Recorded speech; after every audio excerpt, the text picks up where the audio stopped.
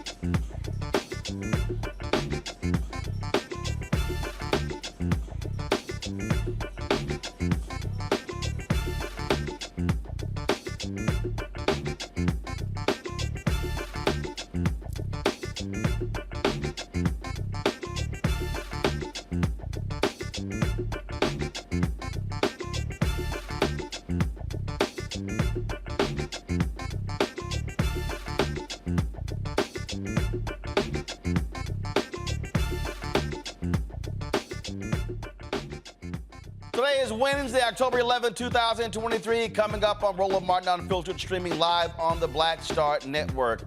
Hamas militants attack Israeli by air, sea, and ground, and now Israel is responding. We'll talk about the devastation in the Middle East that has caused more than 2,000 deaths on both sides. And national security expert Dr. Nola Haynes is here to make sense of this war. A Florida NAACP chapter is demanding the Tampa police take accountability for misconduct by its officers. Two videos have surfaced showing one officer taunting black residents and another choking a man during an arrest. We'll be joined by the president of the NAACP Hillsborough County branch. Thousands of Virginia voters have been purged from the voter rolls. Democrats are demanding the Department of Justice investigate. We'll be joined by Virginia House Democratic leader Don Scott on this issue. Vice President Kamala Harris's Fight for Our Freedoms college tour to the College of Charleston. We will have some of that for you. Also, I'm going to break down the continuing stories about why national media keeps saying Kamala Harris is a problem and really what is going on here. Plus, we're paying tribute to one of the three surviving descendants of the Tulsa Race Massacre, Uncle Red. He has passed away at the age of 102. It is time to bring the funk. I'm Roland Martin Unfiltered on the Black Star Network. Let's go.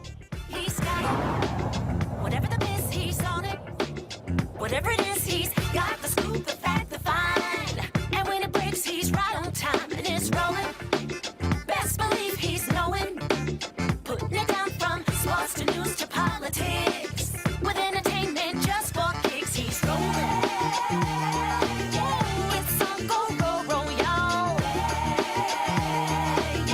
It's Roland Martin, yeah.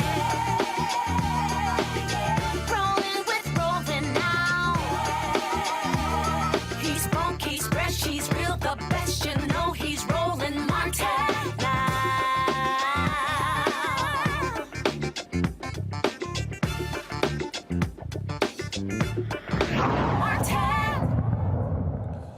For the last several days, we have had to witness shocking, devastating video coming out of the Middle East after Hamas militants issued a surprise attack on Israel. Nearly more than 2,000 people have been killed on both sides, Israelis as well as Palestinians there in the Gaza Strip. 22 Americans have also died. Israel, what they've done is they've responded in kind.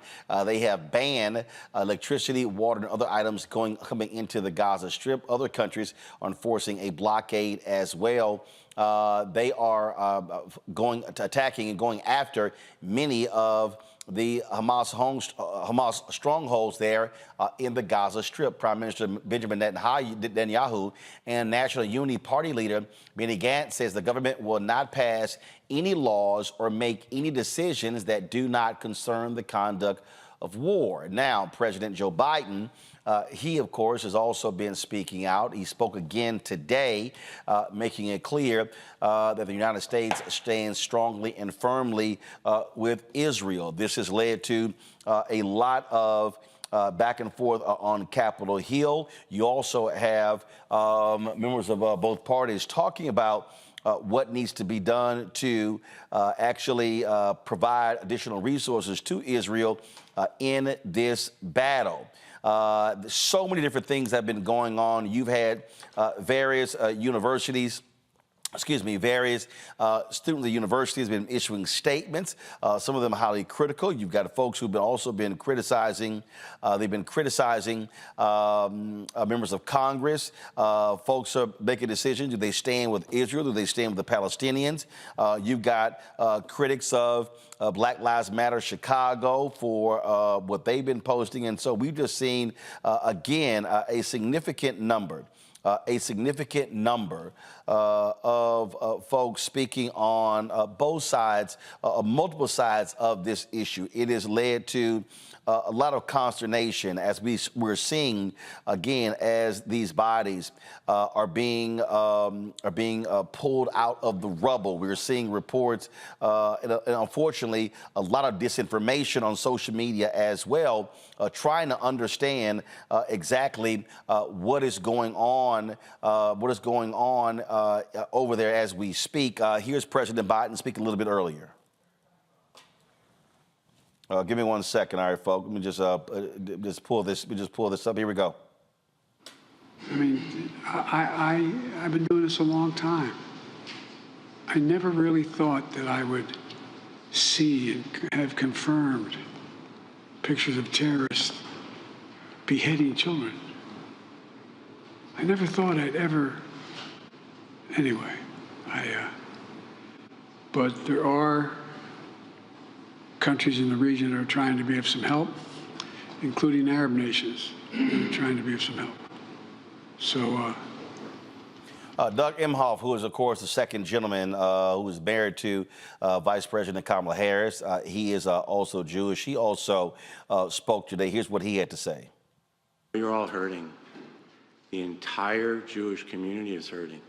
I'm hurting. We grieve with you. We stand with you. But thank God we have the steady leadership of Joe Biden and Kamala Harris during this unthinkable time in our history. Their moral compass, their calm, their empathy are what we need in this time of crisis. And we saw that yesterday when President Biden, with Vice President Harris and Secretary Blinken by his side, powerfully addressed the nation and made clear to the world that Israel has the United States' unwavering support. Our president and vice president are making sure Israel has what it needs to defend itself. We are grateful for their leadership and support for Israel at this exceptionally difficult time. We also acknowledge and address how these events will impact us as Jews. All right, joining us right now is national security expert Dr. Nola Haynes. So, Doc, glad to have you here. So, all right, where do we even begin? First of all, this started with this surprise attack by Hamas against Israel. Some 5,000 rockets were fired. So I want to do this here.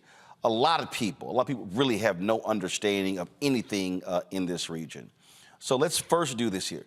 Explain to folks the difference between Hamas and the PLO.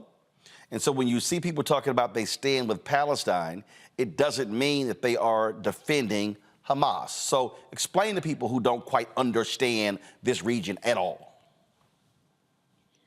Thank you so much for doing this segment. It's very important, and I think it's important to talk to everybody about what's happening, especially folks in our community.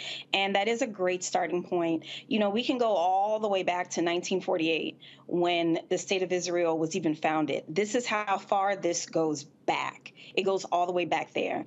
And there are different times in the 60s and the 70s where you had different skirmishes. There was the 6-Day War in 1967. 1972. There are so many instances that you can point to, but nothing quite like this on this scale. So in 2006, Hamas came into power in Gaza. I want to be very clear about them having power in Gaza. There's the West Bank, and there are other parts where Palestinians are. In Lebanon and Jordan in 1948, when Israel became a state, and a lot of Palestinians were forced to go elsewhere, they migrated to many different parts. So we're talking about the Gaza Strip. So they came into power in 2006, and it's been a bit of a roller coaster since then. They ousted the Fatah party that was there, and then also the PLO. And Hamas got started with Egypt's Brotherhood, which was kind of an organization that dates I forget exactly when they came into power, but it was a pretty powerful organization. But then they broke off and then they became Hamas. So they've had a presence, I would say, probably since the 80s, and they slowly gained power. And they officially came into power in 2006. So when you say coming to power, folks have to understand there was an election. And this was in President George W. This is when President George W. Bush was there, and there were a number of people who were trying to explain to the Bush administration, do not move forward with this election. Hamas is going to win. So Condoleezza Rice was Secretary of State. They said, no, there's going to be an election there. And that's exactly what happened there in the Gaza Strip. And so what you had Hamas who was saying to people, we're going to provide you food, shelter, things along those lines. We're talking about a territory with about 2 million people, half of them children. 90% of the place doesn't have electricity. You've had the UN Secretary General literally call this an open air prison. And so folk have to understand really what this area is like and really what is going on here, which explains why Hamas has been able to control the Gaza Strip. Go ahead. I'll give you an example. Think about the Taliban right now being in charge of Afghanistan. You can say they came to power, but they took it, essentially. So we really are talking about a terrorist organization running the Gaza Strip, but like you said, Roland, with over 2 million people in that area. So when we say they came to power, that's a nice way of saying a lot of people didn't have a lot of choice. They were looking for something different because they were suffering. And so this is very, very typical with a lot of terrorist organizations. They will promise, promise, promise. And in some instances, they will actually do the work. They will actually come and feed you. But they also have these ulterior motives where they want to also enact some level of Sharia law, right? And through force. So that's another part of it. So Palestinian folks have been living under pretty extreme circumstances since 2006. And you have these competing power centers among the Palestinians. You have the PLO. Yasser Arafat was their leader for a very long time, and they were the traditional group. You've got Hamas, which some may call the militant wing, and so you have folks at odds. Now we're seeing stories out of Israel saying that Netanyahu wanted to isolate the PLO, and then support being driven to Hamas to be able to then, frankly, crush both. Exactly, because one of the things, and Hamas has been very clear about this, they want part of Jerusalem. They want the Palestinian state to be recognized. They want the state of Palestine, and a big piece of that is Jerusalem. So I kind of want to fast forward to 2017 when the embassy was moved to Jerusalem. Hamas was not happy with that. They were not happy with the Trump administration at all. So that's kind of like a starting point. And hold up, before you go there, you had many white conservative, white evangelical Christians here in the United States who wanted that to happen as well. And so what you have here, you have this very interesting alliance going on where you have white evangelicals who are strongly backing that and pushing that, where you had a number of folks who are Jewish who were sort of like, is this really a major deal? And so that was, again, one of those conflicting issues where you had folks on multiple sides. You're like, well, why are y'all pushing this thing so diligently?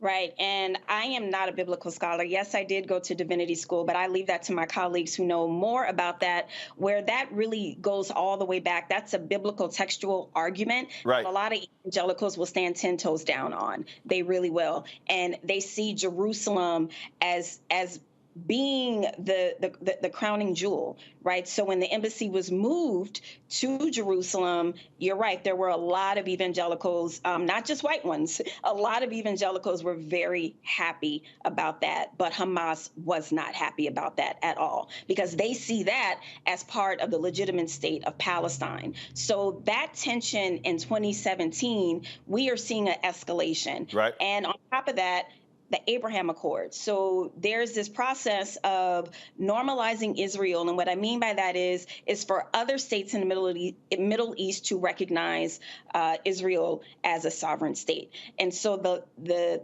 normalization process that a lot of people are talking about, there's a lot of mis and disinformation around Iran. There are a lot of conspiracy theories being drawn together. But the gist of it is that there was a critical piece of normalization that was happening with Saudi Arabia. So some of these, the way that people are weaving stories together is to say that, well, Hamas definitely is interested in destabilizing the region. I mean, you don't attack unless your goal is to destabilize, right? And so a lot of people are saying that 2017, with moving the embassy to Jerusalem, coupled with normalization, recognizing Israel as a sovereign state, are the sparks that really pushed Hamas to this extreme point. So that is a point of view. Right. Things are still unfolding. We're still finding out information. But I want to make one thing very clear. Roland, you mentioned mis and disinformation earlier. There are a lot of stories out there about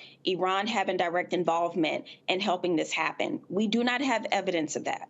First and foremost. Right. Hold on one second, because the reason I want to really hit that point. First of all, I'm going to go to a break. We come back. I want to deal with that.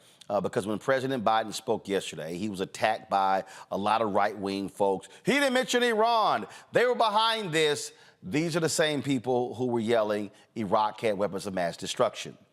We've also seen these reports saying that Hamas has beheaded 40-some-odd children, but then we're hearing from official folks in Israel that cannot be confirmed. So it's a whole lot of stuff that's being thrown out. It has not helped because Elon Musk, they're not his ex, also Twitter, they're not even stopping a lot of the stuff. So really people right now are saying a lot of things are happening that are actually not. And so I want to pick up when we come back on that. I just want to walk people through. And I want to talk about, again, and I want you to give people an understanding why the United States has historically stood so steadfast with Israel.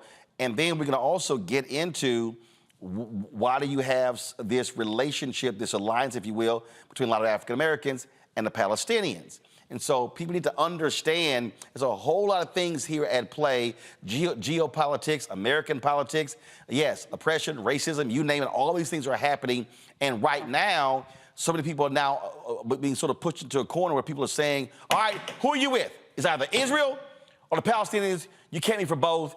And you've got celebrities who are getting in trouble. You got people, universities. It's all members of Congress. It's all sorts of drama that's being laid out. And so we just want to unpack some people so our folks have the accurate, proper information. So Nola, hold tight 1 second, folks. We'll be right back on Roland Martin Unfiltered right here on the Black Star Network. When you talk about blackness and what happens in black culture, we're about covering these things that matter to us, speaking to our issues and concerns. This is a genuine people-powered movement. There's a lot of stuff that we're not getting. You get it, and you spread the word. We wish to plead our own cause. Too long have others spoken for us. We cannot tell our own story if we can't pay for it. This is about covering us. Invest in black-owned media. Your dollars matter. We don't have to keep asking them to cover our stuff. So please support us in what we do, folks. We want to hit 2,000 people, $50 this month, raise $100,000. We're behind 100,000, so we want to hit that. Your money makes this possible. Checks and money orders go to P.O. Box 57196, Washington, D.C. 20037-0196. The Cash App is $RM Unfiltered. PayPal is R Martin Unfiltered. Venmo is RM Unfiltered. Zelle is Roland at RolandSMartin.com. Pull up a chair. Take your seat. The Black Tape with me, Dr. Greg Carr, here on the Black Star Network. Every week, we'll take a deeper dive into the world we're living in. Join the conversation only on the Black Star Network. I'm Faraji Muhammad, live from LA. And this is The Culture. The Culture is a two-way conversation. You and me. We talk about the stories, politics, the good, the bad, and the downright ugly. So join our community every day at 3 p.m. Eastern and let your voice be heard. Hey, we're all in this together. So let's talk about it and see what kind of trouble we can get into. It's The Culture, weekdays at 3, only on the Black Star Network. Me, Sherry Shepard, and you know what you're watching, Roland Martin Unfiltered.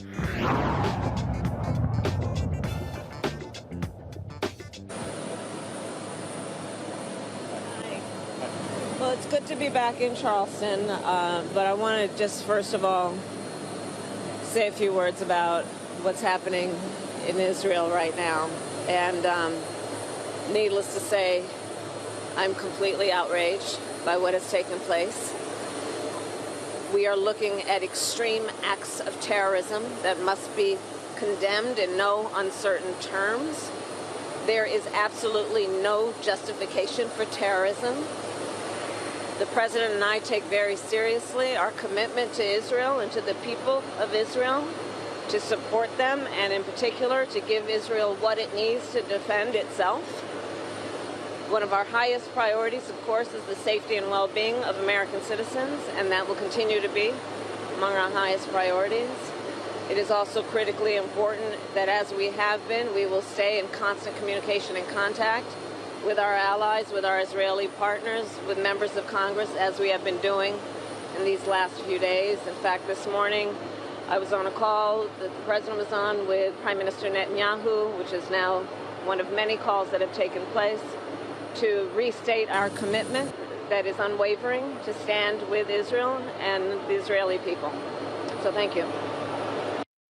All right, that was Vice President Kamala Harris today. We go back to our guest, Dr. Nola Haynes, national security expert. Nola, for people who don't understand the relationship between the United States and Israel, very close, we send Israel billions of dollars annually.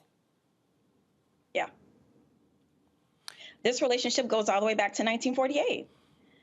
We were the first country to recognize Israel as a state. They are our security partner and ally. They believe in democratic values, and a relationship is very, very strong. And when you say our security partner, folks have to understand, we rely on Israel and the relationship and intelligence when it comes to many of those other countries in the Middle East that don't have democracies, and that, and for many of them, they have been enemies of Israel.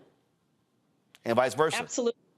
Yeah, absolutely. And a part of it, a large part of it is a new-ish state. And what I mean by that is the Middle East is very, very old. History means a great deal in the Middle East. There's this saying that the Middle East never forgets, that it knows its history. So you have a newly formed state where Palestinians believe is their land, like Native Americans here believe that much of this country, if not all, belongs to them. It is something very similar. So you have this new state forming, and then you have the United States that is coming off of winning World War II and pretty much destroying two countries in Japan. You have this new emerging superpower backing Israel. So who's going to go up against that country? And again, what you had here was you had a country that was created because you had European Jews who were being killed in Germany, and so it was the creation, frankly, of their own country, a homeland for them. And then you have Palestinians who are saying, "Wait a minute, you're taking our homeland, our land, to create a land for them." And then again, you had Jewish, Muslim. Now all of a sudden, you've got the back and forth, and that literally has been the battle. Whose land is it? Who owns it? And then when you throw in those white conservatives, the white evangelicals, their whole deal is, wait a minute, that land originally belonged to Israel. And so you've got all of these conflicting things going. And so the United States has been trying to pursue this two-state solution. President Jimmy Carter, every American president has been trying to actually negotiate that for the longest. And some say we came very close at times, but the reality is you still have two folks who are at odds over the same territory.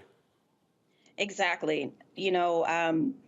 It's really simple as it's history, stupid, right? It's one of those moments. Again, history means a great deal in the Middle East, and hundreds of thousands of Palestinians were displaced from their homeland. And Jerusalem is such a huge piece to this narrative, and that really is the crowning jewel for both Israel and for Palestinians, right? So it's the crowning jewel for Christians, for Jews, and for Muslims. So that part of the world, that specific place holds sway for various reasons for different Abrahamic religious groups. So there's that part. I cannot state that any more clearly, how theology and religion is wrapped up into this and how it gets warped and how it gets used and weaponized. So that's one part of it. And let me say this here, because I love when these idiots think I'm not following what they're saying. Spawns like, oh, Roland's trying to play it safe. No, it's called facts.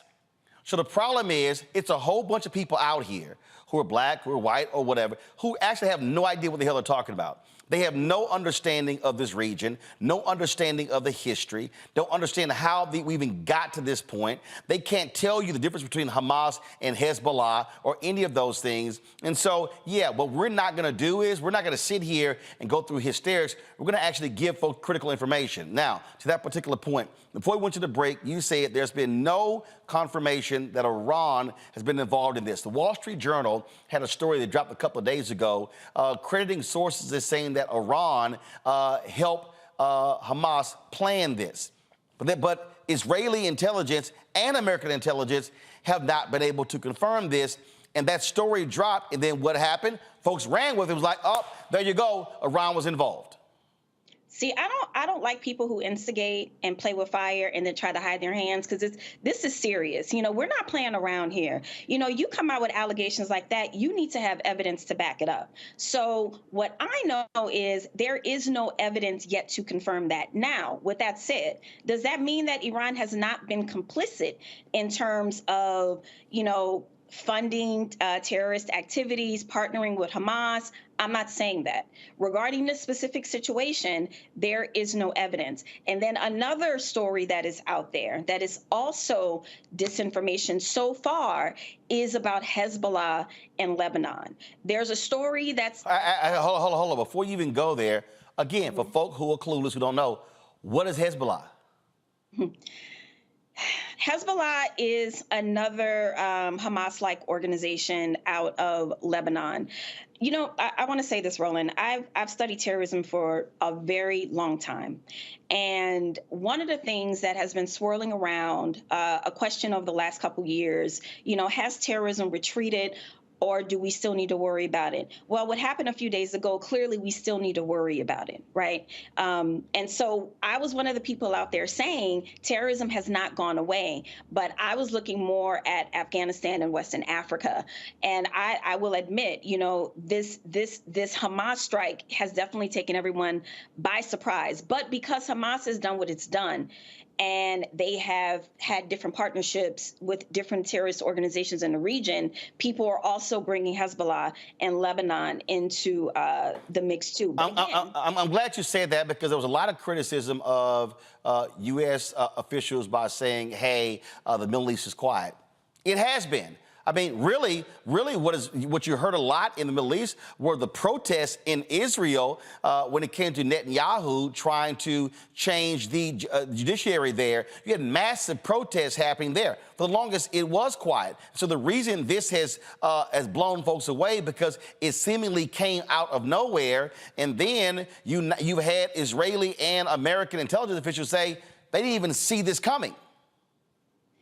You know, it reminds me of the beginning of Russia-Ukraine, and people said that it kind of came out of nowhere, although we had very good intelligence saying that it was going to happen. My analysis of that is, I think in many ways we stopped paying attention. You know, we stopped listening. And when you think about... So because it wasn't hot button, because it wasn't on fire, it was like, oh, we're all good, everything's cool.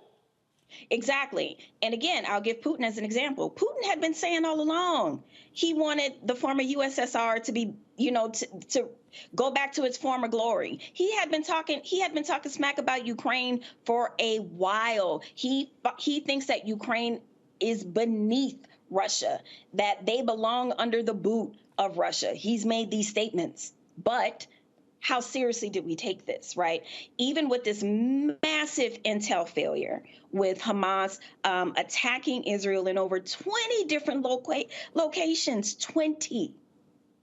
That is extreme on any measure, for any measurement that exists in the world. And we're still getting information about that intelligence failure, but a lot of this is ego. Right? Because there was an assessment made that terrorism had retreated, that terrorism was not the thing to look at.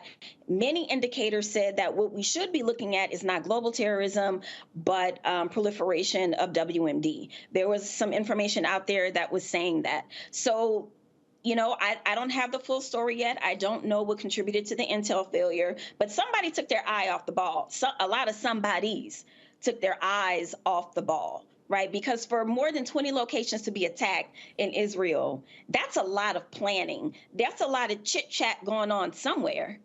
Somebody's having conversations. Somebody's convening people together. So the massive intel failure, just like with 9/11, this will be talked about and studied for a very long time because this is unprecedented. Before I go to break, then go to my panel, I got to ask you this here. We keep seeing these stories that 40 children were beheaded.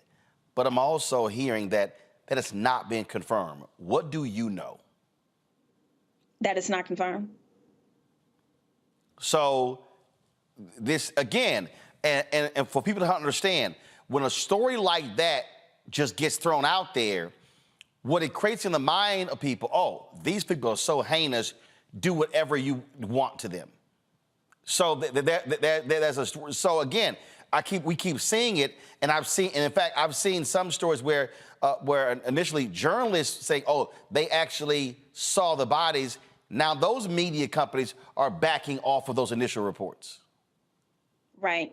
And Roland, something you asked me earlier, it's meant to dehumanize Hamas. Obviously, what they did was disgusting and terrible, but it's not meant just to dehumanize Hamas. But when people put Hamas and all of Palestinians together, it's meant to do that, right? So it's meant to think of them as being all of Palestinians, I mean, in terms of being savage, in terms of being extreme. And when you dehumanize anyone, it is a lot easier to go and kill them.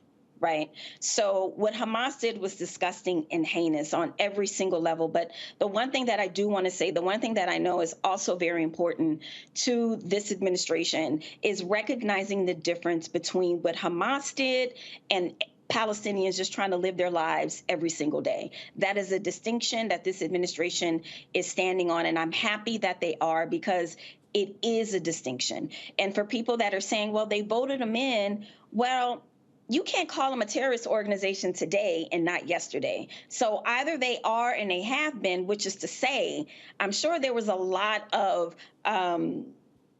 they were elected in, right? They got elected.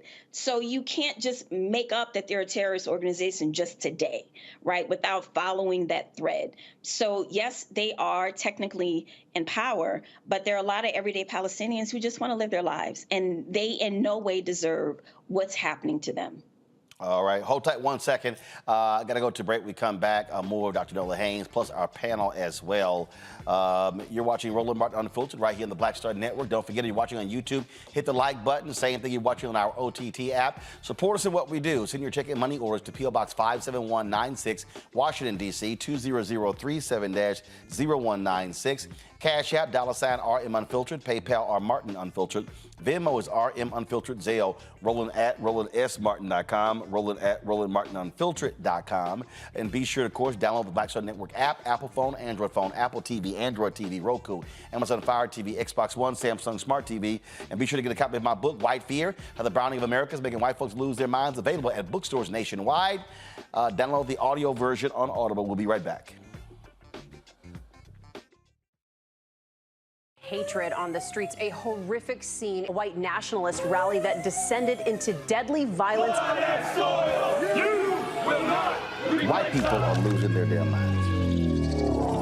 As an angry pro-Trump mob storms the U.S. Capitol, we've seen shooting. We're about to see the rise of what I call white minority resistance. We have seen white folks in this country who simply cannot tolerate black folks voting. I think what we're seeing is the inevitable result of violent denial. This is part of American history. Every time that people of color have made progress, whether real or symbolic, there has been what Carol Anderson at Emory University calls white rage as a backlash. This is the rise of the Proud Boys and the Boogaloo Boys. America, there's going to be more of this. Here's all the Proud Boys, guys. This country is getting increasingly racist in its behaviors and its attitudes because of the fear of white people. The fear that they're taking our jobs, they're taking our resources, they're taking our women. This is white fear.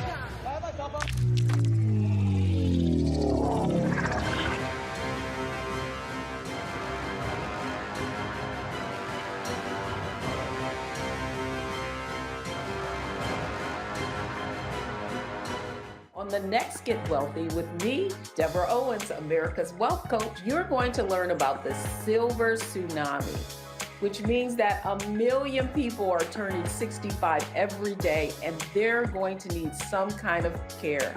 You're going to meet two sisters whose situation with their own family led them to start a business in this industry, and now they're showing others. This is our passion, our mission, our purpose, our ministry. That's right here on Get Wealthy, only on Black Star Network. Hello, I'm Paula J. Parker, truly proud on the Proud Family. I am Tommy Davidson. I play Oscar on Proud Family, Louder and Proud. Hi, I'm Jo Marie Payton, voice of Sugar Mama on Disney's Louder and Prouder, Disney Plus. And I'm with Roland Martin on Unfiltered.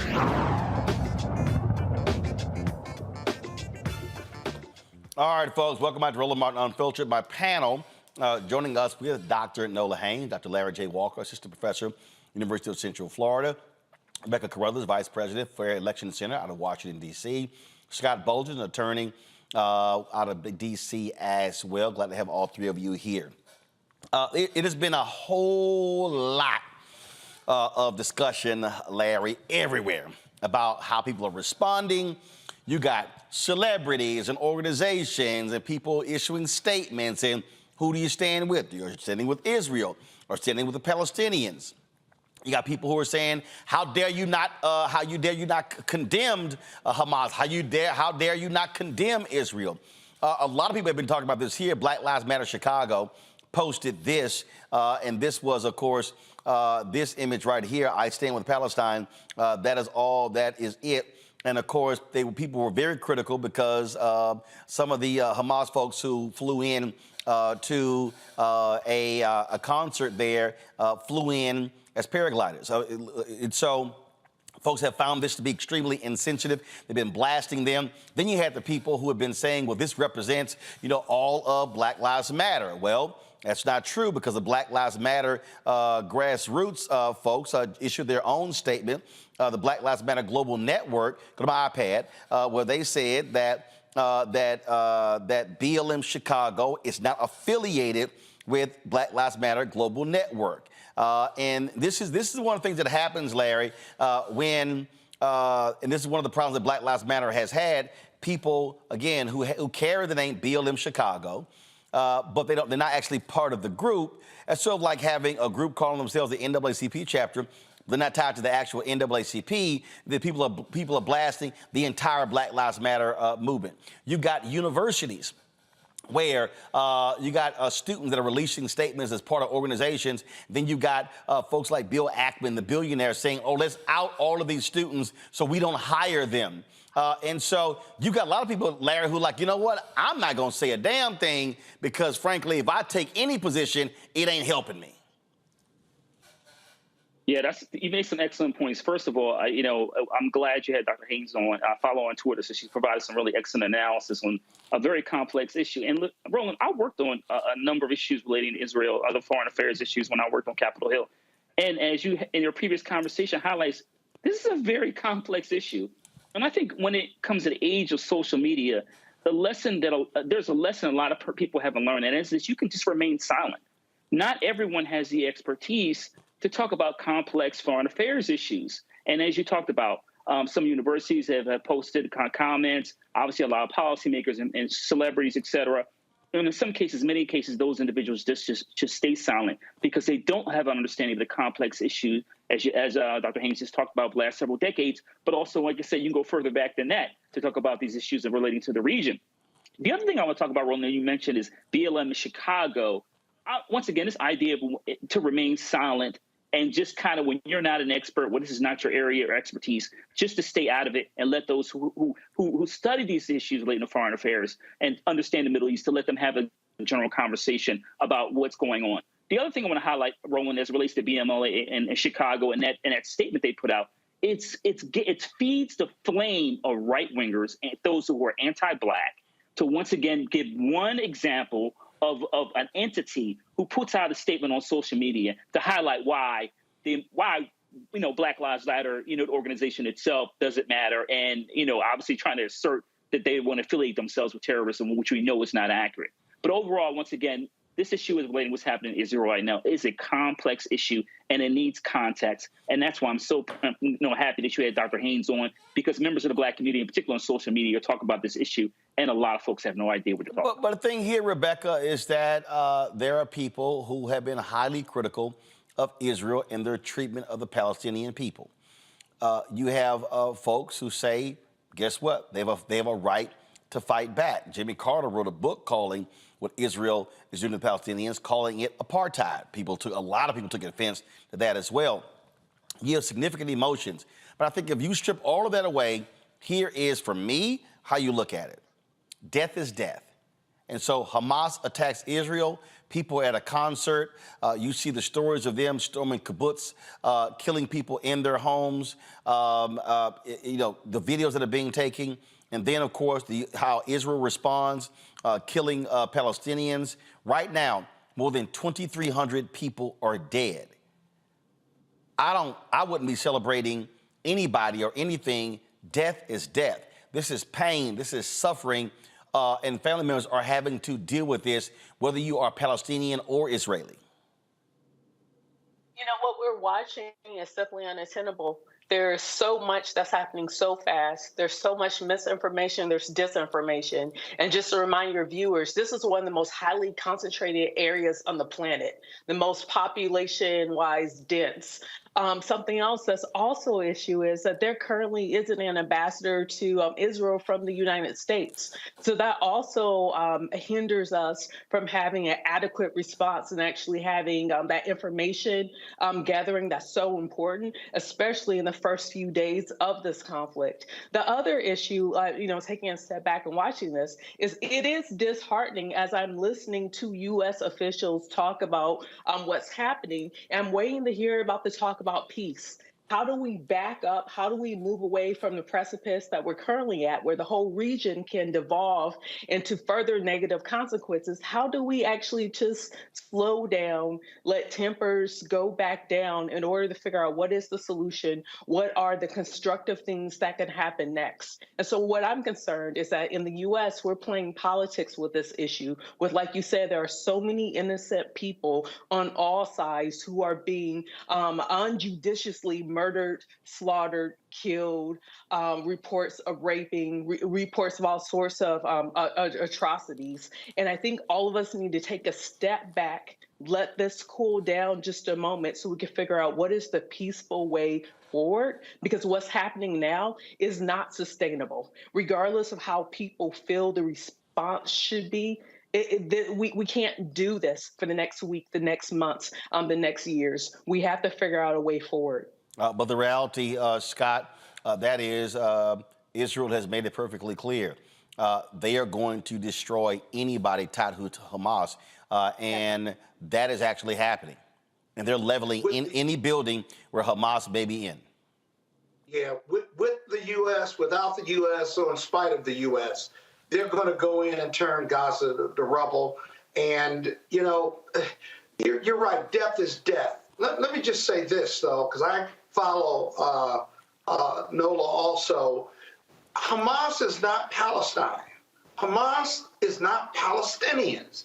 And we keep lumping them together. Well, the media does, and even politicians do. And I say that because then that leads to this question. I understand, never again, that Israel uses, and this is one of those never again moments in 2023, but we got to be strategic and surgical when you turn Gaza to rubble. You have innocent people there. You have women and children there. You have hostages there. How do they get out? You got to go in and find them if you can, but you've got to give them the pathway out. There are 3 ways out of Gaza, and I believe Israel has shut down 2 of those 3. And if they have, there's only one way.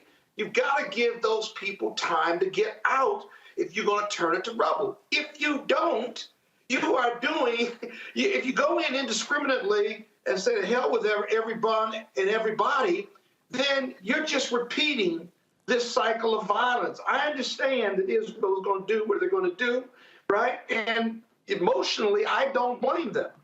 But in the end, once we turn Gaza to rubble, where do we go from there? And you see, this dialogue now is about revenge. Got it.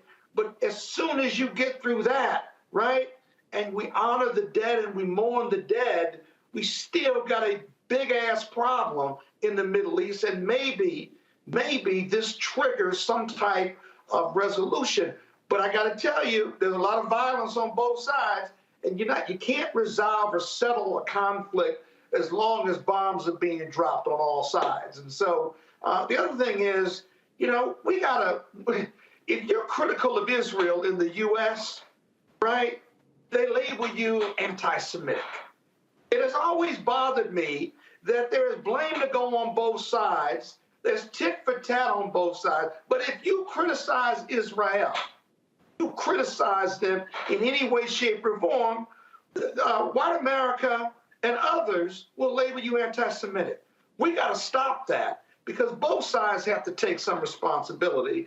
And this rhetoric and the media and what have you is really harmful when you talk about beheading kids because President Biden said, I didn't think I'd see the day where terrorists were beheading children, right? So now he's put that out there. You just ran that clip, actually. And so that's dangerous rhetoric. And we just got to get past this revenge piece and Gaza being laid to rubble. And the real question we need to be talking about is twofold. And I'll end on this. Where do we go from here, right? And how did this happen? Because Hamas may have representatives who run Gaza, right? But Hamas is a terrorist organization. Those Palestinians there may have voted for them, but that doesn't make them liable for Hamas's actions and brutality in what we've just observed this past week. Final comment from you, Nola, and that is this. Frankly, right now, ain't nobody talking about peace. At the end of the day, right now, Nola, it is absolute brutal retribution, and it is war. Yeah, no, on site, like for real. But I will say 2 things about diplomacy. So in terms of where do the Palestinians go, there are over 100,000 Palestinians right now in UN shelters. But as you noted earlier, Roland, there are about 2.3 million Palestinians in Gaza alone, right? So Egypt has said that they will not let Palestinians in. Now, there are ongoing diplomatic talks with Egypt to hopefully get them to change their minds, essentially. Qatar, they are also negotiating to help get women and young folks out of Gaza safely. So there are diplomatic efforts that are happening. Actually, right now, the Secretary of State is in Israel. He's in Israel and Jordan today through the 13th. So there are diplomatic talks that are happening. Diplomacy is going to be a huge part of this. In terms of peace, Roland, as you stated, that's if it's not on Israel's mind, it's not going to be on the U.S.'s mind. It's a similar situation with Ukraine. If it's not on Zelensky's mind, then it's not on the U.S.'s mind. We will absolutely continue to support Israel like we've always done. We have a security package on the way right now, and I'm sure Congress will probably vote to have more security packages sent to Israel as long as this takes. And unfortunately, this is right now, the policy is pretty much as long as it takes. So I know that that can sound disheartening. And in the world that I exist in, arms control and international security, the level of idealism exists in the diplomacy space. And because the U.S. is not directly involved in either war, it's up to what Israel wants to do and whatever Ukraine wants to do. And that really is the truth of it. As soon as there's a moment turning towards peace, you best believe that there will be people all over that, because people are already thinking about it. They're writing policies around it.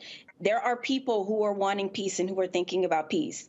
But as long as Netanyahu says on site, as long as Zelensky says on site, that's what it's going to be. All right.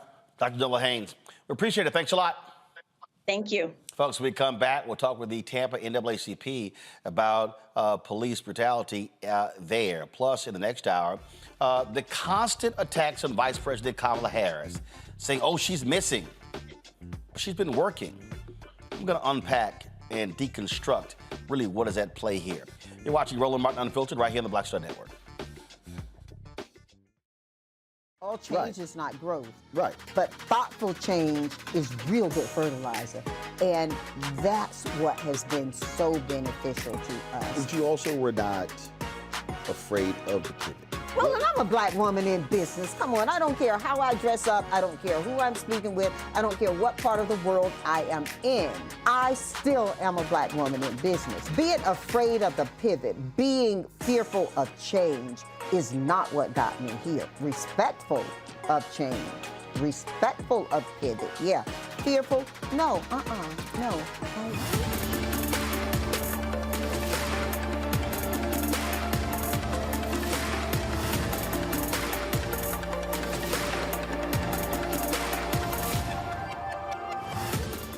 On a next, A Balanced Life with me, Dr. Jackie, we meet Ricky Fairley. She was given a death sentence by her doctor 11 years ago.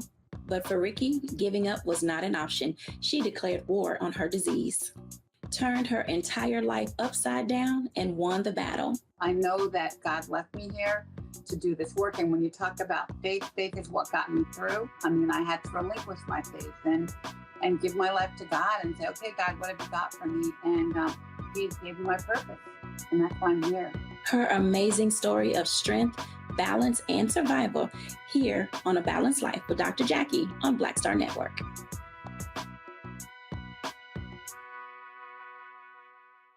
Coming up next on The Frequency, right here on the Black Star Network, Shanita Hubbard.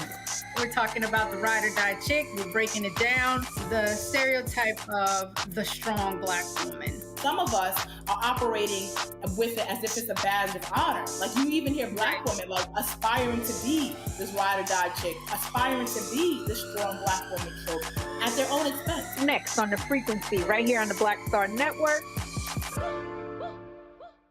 Hey, what's up? It's Sammy Roman. Hey, it's John Murray, the executive producer of the new Sherry Shepherd Talk Show. It's me, Sherry Shepherd, and you know what you're watching, Roland Martin Unfiltered.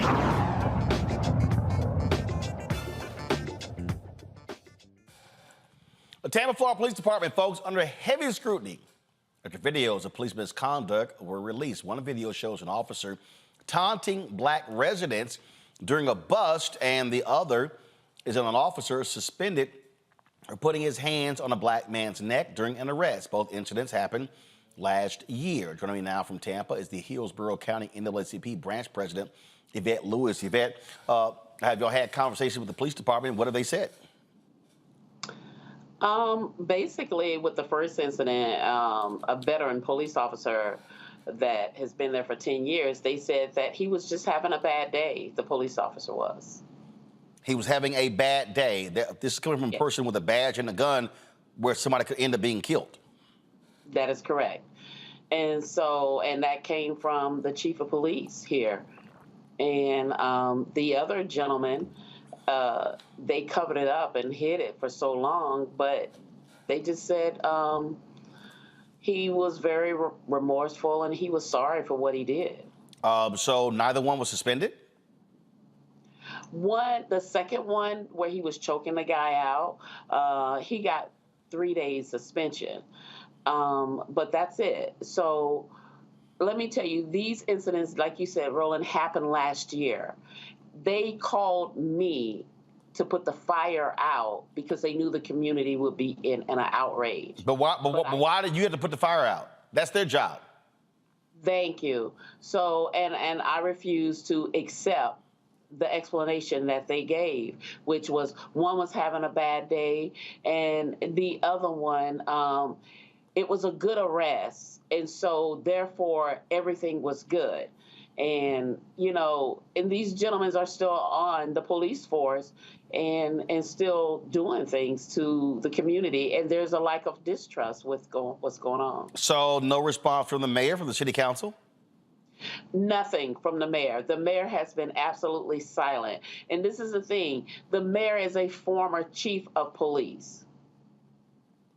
And city council has not said anything. And this is the same city council 3 years ago who apologized to the African-American people for how they treated them back then. But yet there's nothing that they're doing. So what's your next step?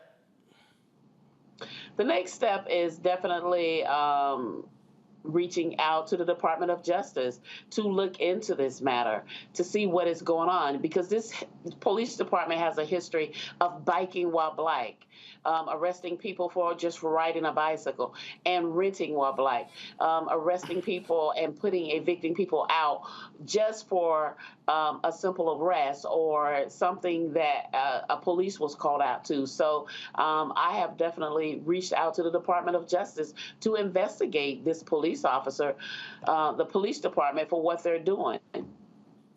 All right, then. And all of the police, Tampa police that's in our area that is on these specialty squads, they don't look like us. Mm-hmm.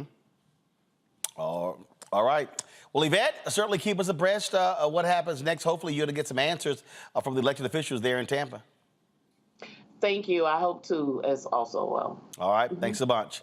Folks, we come back with voting purges in Virginia. More than 10,000 folks knocked off the rolls. What's going on? We'll talk with the House Democratic leader. We'll also talk about the constant, now 3 years, of stories saying Vice President Kamala Harris, she's awful, she's not ready. What's really going on here? I'm going to deconstruct that thing for you so you can understand what is happening. You're watching Roll, and plus, we'll also be remembering one of the last three descendants, the survivors of the Tulsa race massacre. He passed away at the age of 102. We'll remember Uncle Red. You're watching Roland Martin Unfiltered on the Black Star Network.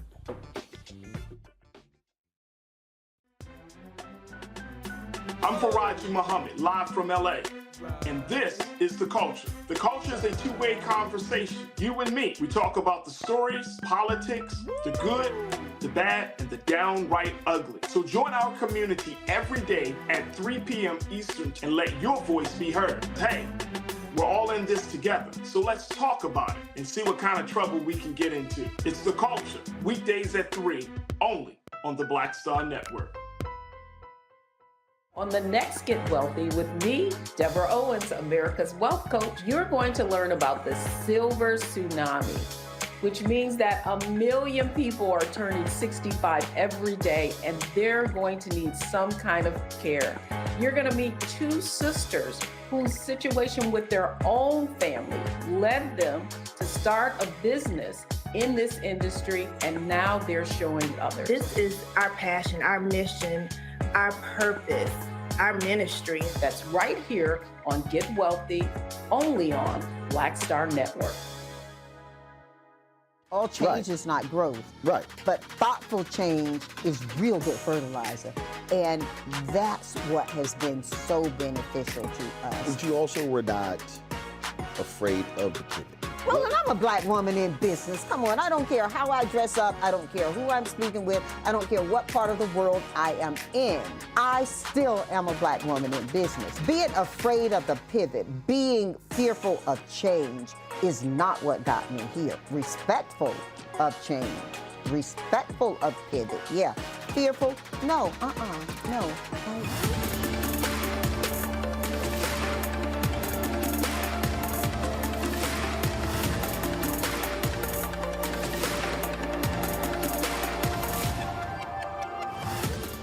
Hey, what's up, y'all? I'm Devon Frank. I'm Dr. Robin B., pharmacist and fitness coach, and you're watching Roland Martin Unfiltered. Early voting is underway in Virginia, but more than 10,000 Virginians were removed from the state's voter rolls because they were incorrectly listed as felons. Now there are calls for the Department of Justice to investigate. Don Scott is Virginia's House Democratic leader. He joins me to explain how how this happened. So, Delegate Scott, what the hell is the Yuck administration saying? Well, what they're doing, as always, is they're showing how incompetent they are at this game. Part of what they're trying to do is shrink the voter rolls. They want to shrink their electorate. That has been their goal since day one.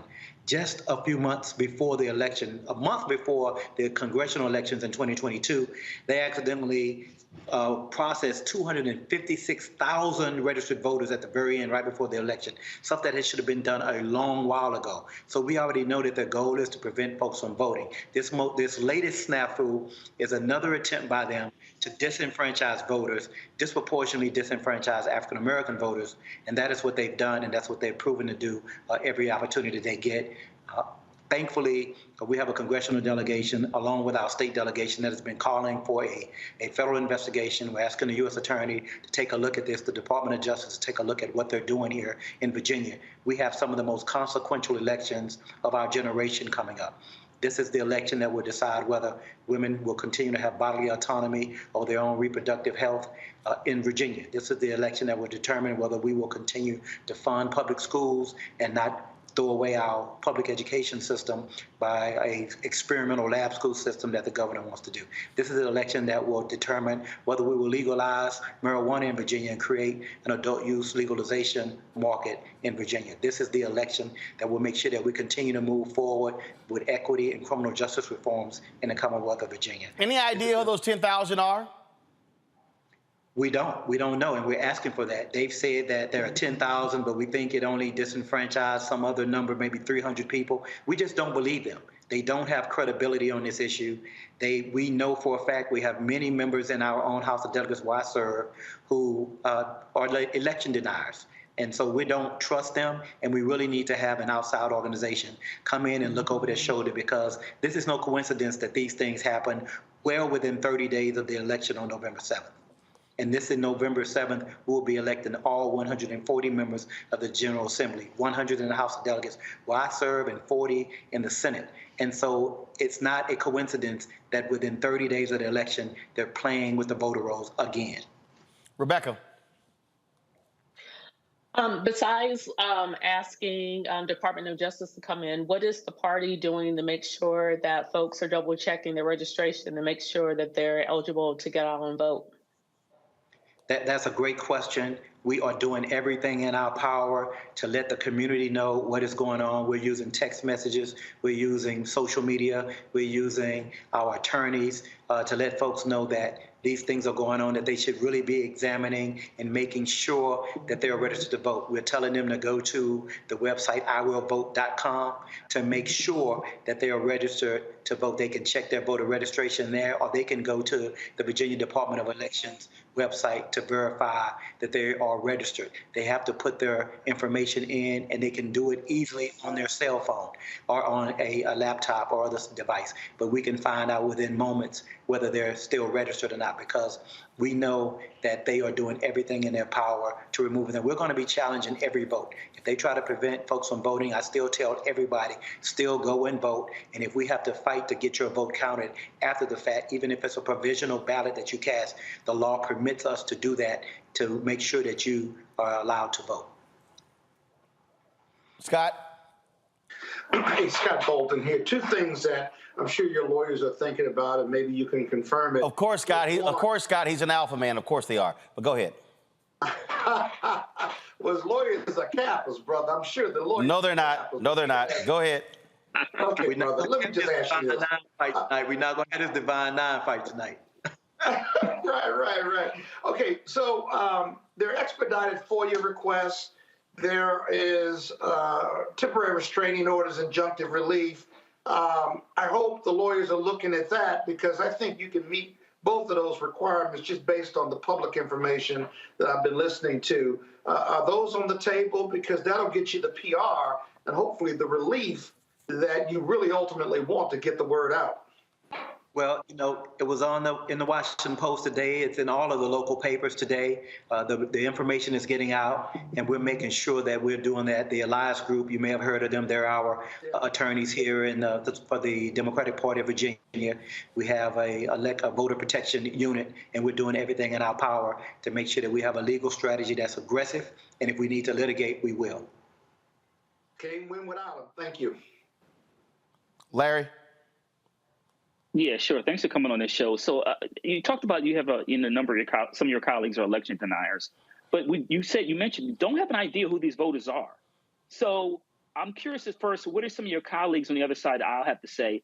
And then secondly, the reason why I'm making that point is, what if it happens to be some of these individuals individuals from the other party?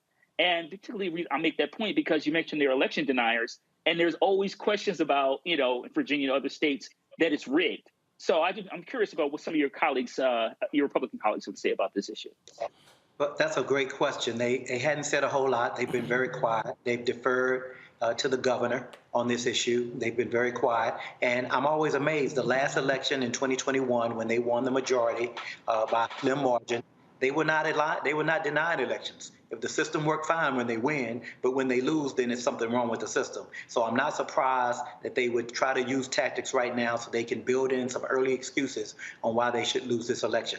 We're going to be monitoring this very, very aggressively because we know these are the tricks that they've played for generations, and we will not allow it to happen in the Commonwealth of Virginia. Not this time.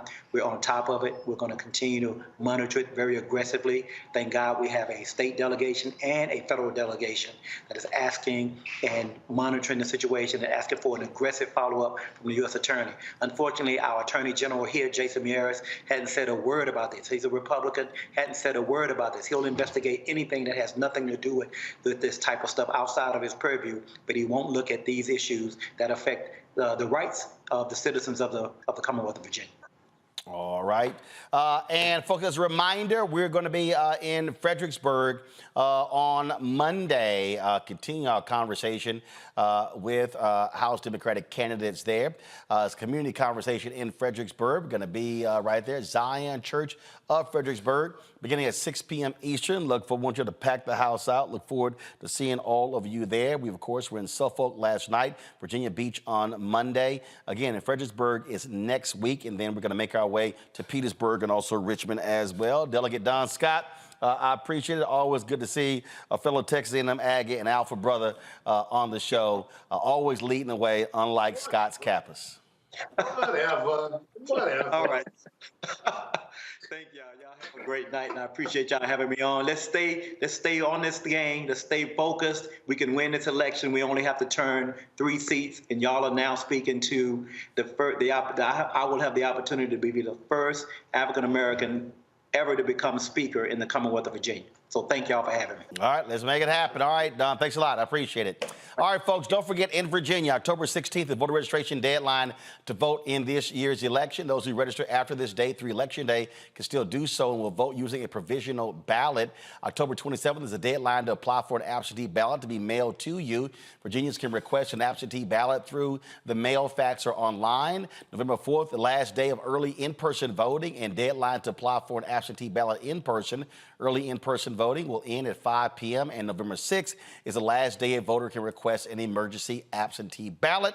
And remember, the election day is on November 7th. All right, folks, when we come back, we're going to talk about early voting in Louisiana. Also, Carly Russell finds out her fate in Alabama over her fake abduction. Why the constant grilling and attacks on Vice President Kamala Harris. And remember, one of the last 3 survivors of the Tulsa Race Massacre who passed away at the age of 102. You're watching Roland Martin Unfiltered on the Black Star Network. Support us in what we do. Join our Bring the Funk fan club. Send your chicken money. Order to P.O. Box 57196, Washington, D.C. 20037-0196. Cash App, $RM Unfiltered. PayPal, R Martin Unfiltered. Venmo is RM Unfiltered. Zelle, Roland at RolandSMartin.com, Roland at RolandMartinUnfiltered.com. Be sure to download the Black Star Network app, Apple phone, Android phone, Apple TV, Android TV, Roku, Amazon Fire TV, Xbox One, Samsung Smart TV. We'll be right back. Pull up a chair, take your seat. The Black Tape with me, Dr. Greg Carr, here on the Black Star Network. Every week, we'll take a deeper dive into the world we're living in. Join the conversation only on the Black Star Network. On A Balanced Life with me, Dr. Jackie, we meet Ricky Fairley. She was given a death sentence by her doctor 11 years ago. But for Ricky, giving up was not an option. She declared war on her disease, turned her entire life upside down, and won the battle. I know that God left me here to do this work. And when you talk about faith, faith is what got me through. I mean, I had to relinquish my faith and give my life to God and say, okay, God, what have you got for me? And He gave me my purpose. And that's why I'm here. Her amazing story of strength, balance, and survival here on A Balanced Life with Dr. Jackie on Black Star Network.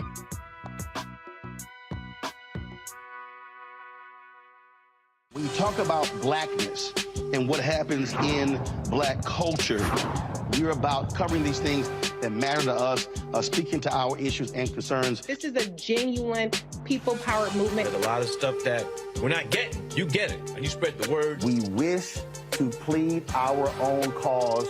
Too long have others spoken for us. We cannot tell our own story if we can't pay for it. This is about covering us. Invest in black-owned media. Your dollars matter. We don't have to keep asking them to cover our stuff. So please support us in what we do, folks. We want to hit 2,000 people, $50 this month, raise $100,000. We're behind 100,000, so we want to hit that. Y'all money makes this possible. Checks and money orders go to P.O. Box 57196, Washington, D.C. 20037-0196. The Cash App is $RM Unfiltered. PayPal is R Martin Unfiltered. Venmo is RM Unfiltered. Zelle is Roland at RolandSMartin.com. Hello, we're the Critter Fixers. I'm Dr. Bernard Hodges. And I'm Dr. Terrence Ferguson. And you're tuned in to Roland Martin Unfiltered.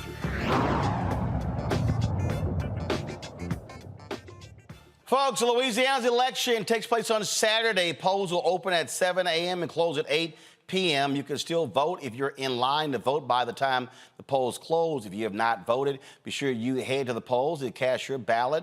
Louisiana could elect its first black statewide elected official since Reconstruction. Significant number of black folks, 900,000 in that state.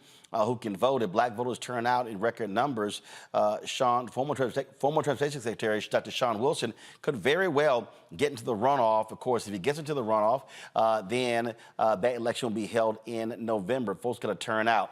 One of the things here that still drives me crazy, Rebecca, when we look at this, is that when we look at the states, and it's Louisiana, frankly, Texas and Florida, we can go on and on and on. People have this assumption that because they're southern states, African Americans got no shot because they're red states. But the reality is this here.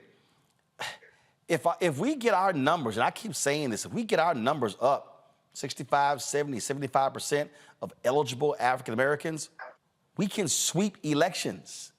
So literally the power is actually in our hands. You're absolutely right. I'm actually in Houston tonight, and when I even look at the population of Houston, and when I think about the statewide elections in Texas, if more people in Harris County turned out to vote, then it would flip and literally change the political landscape in Texas. And what we see in Louisiana is no different. While I did notice that the numbers coming in so far is that overall the voter turnout numbers in Louisiana for this primary is down, like white folks I think is down 12% and black folks is down 9%. One thing that I will say, the state of Louisiana has not done itself any favors with how they do their October primary. It's not a set Saturday. It's not always the second Saturday of the month. Sometimes it's the third Saturday. Sometimes it's the last one of the last Saturdays in October. So even that inconsistency with how the local and gubernatorial primary is set up is set up in a way that actually depresses the amount of folks who turn out to vote. But the thing that I keep focusing on, Larry, you heard Rebecca say, white voters down 12, black down 9. If they go down 12 and we remain flat or go up, we can actually win. We ain't got to be down when they're down. Yeah, and that's a key. And there's obviously a lot of complex reasons why, we see the numbers. You talked about Louisiana and some other states. And I want to go back just a couple of years ago. We talked about Florida, and obviously the governor and both U.S. senators are Republicans. It's considered now a red state instead of a purple state. But a reminder, Andrew Gillum almost won the election for governorship just a few years ago. So when we talk about your point about, some of these, red states, and if we, we're able to increase percentage-wise the number of black voters, it will make a tremendous difference. And, we talk about states like Alabama, Mississippi, Florida, and there's significant numbers of black people in those states. And so we have an opportunity here. But as I said, it's a complex issue. We got to make sure that we address the issue of, Democratic Party at the federal and state level supporting, black candidates, particularly black women. But we also have to highlight in terms of some of a lot of the misinformation that permeates throughout the country and has also impacted the black community. But we have a tremendous opportunity to elect black folks at the state and federal level and the local elections, which you talk about all the time, which is, once again, we have to get folks out to vote. Scott, people keep talking about, we need to get the right people in. Can't get in if folks don't vote. I give up. I give up on black people voting. And you can criticize me all you want.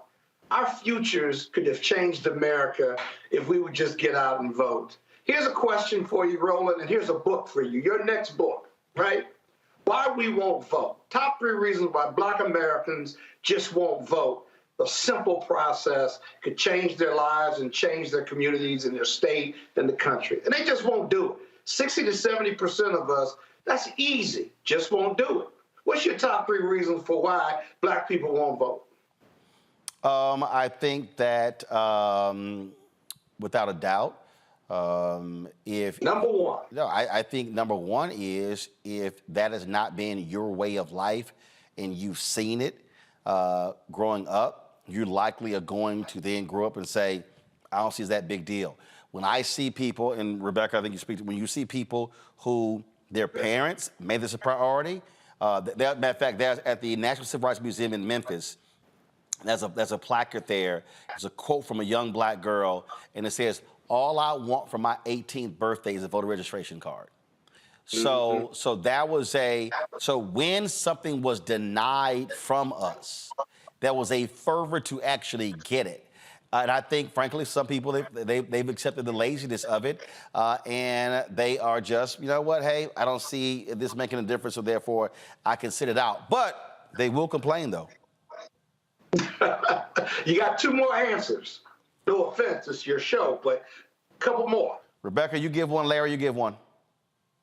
Sure. I would say anytime ballot access is determined by political parties, there becomes a political interest in who gets to access the ballot and what actually lands on the ballot. And I think if political parties weren't so intricate in the actual balloting process, I think we would see more people actually turning out to vote. Because once again, it's not always in either party's or even some of the third parties' best interest to actually get that 80, 90%, 95% turnout.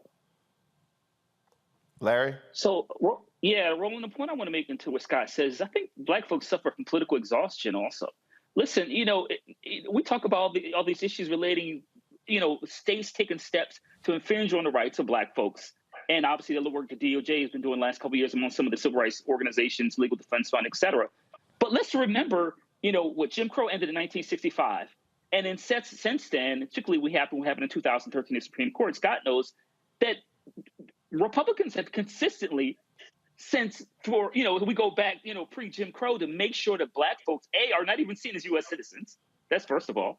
And then second of all, have spent billions of dollars to make sure that we can't vote, that literacy tests, grandfather clauses, we have, in order to context of this conversation, we have to talk about the historical efforts to wear black folks down. And I think that I use the term political exhaustion, Scott, and I think that black folks are just really tired in terms of constantly trying to fight for basic rights as U.S. citizens. Yeah. You know, I think, I won't tell you all three of you all are wrong, because I would never do that, although I tell Roland he was wrong. I think it's voter disillusionment.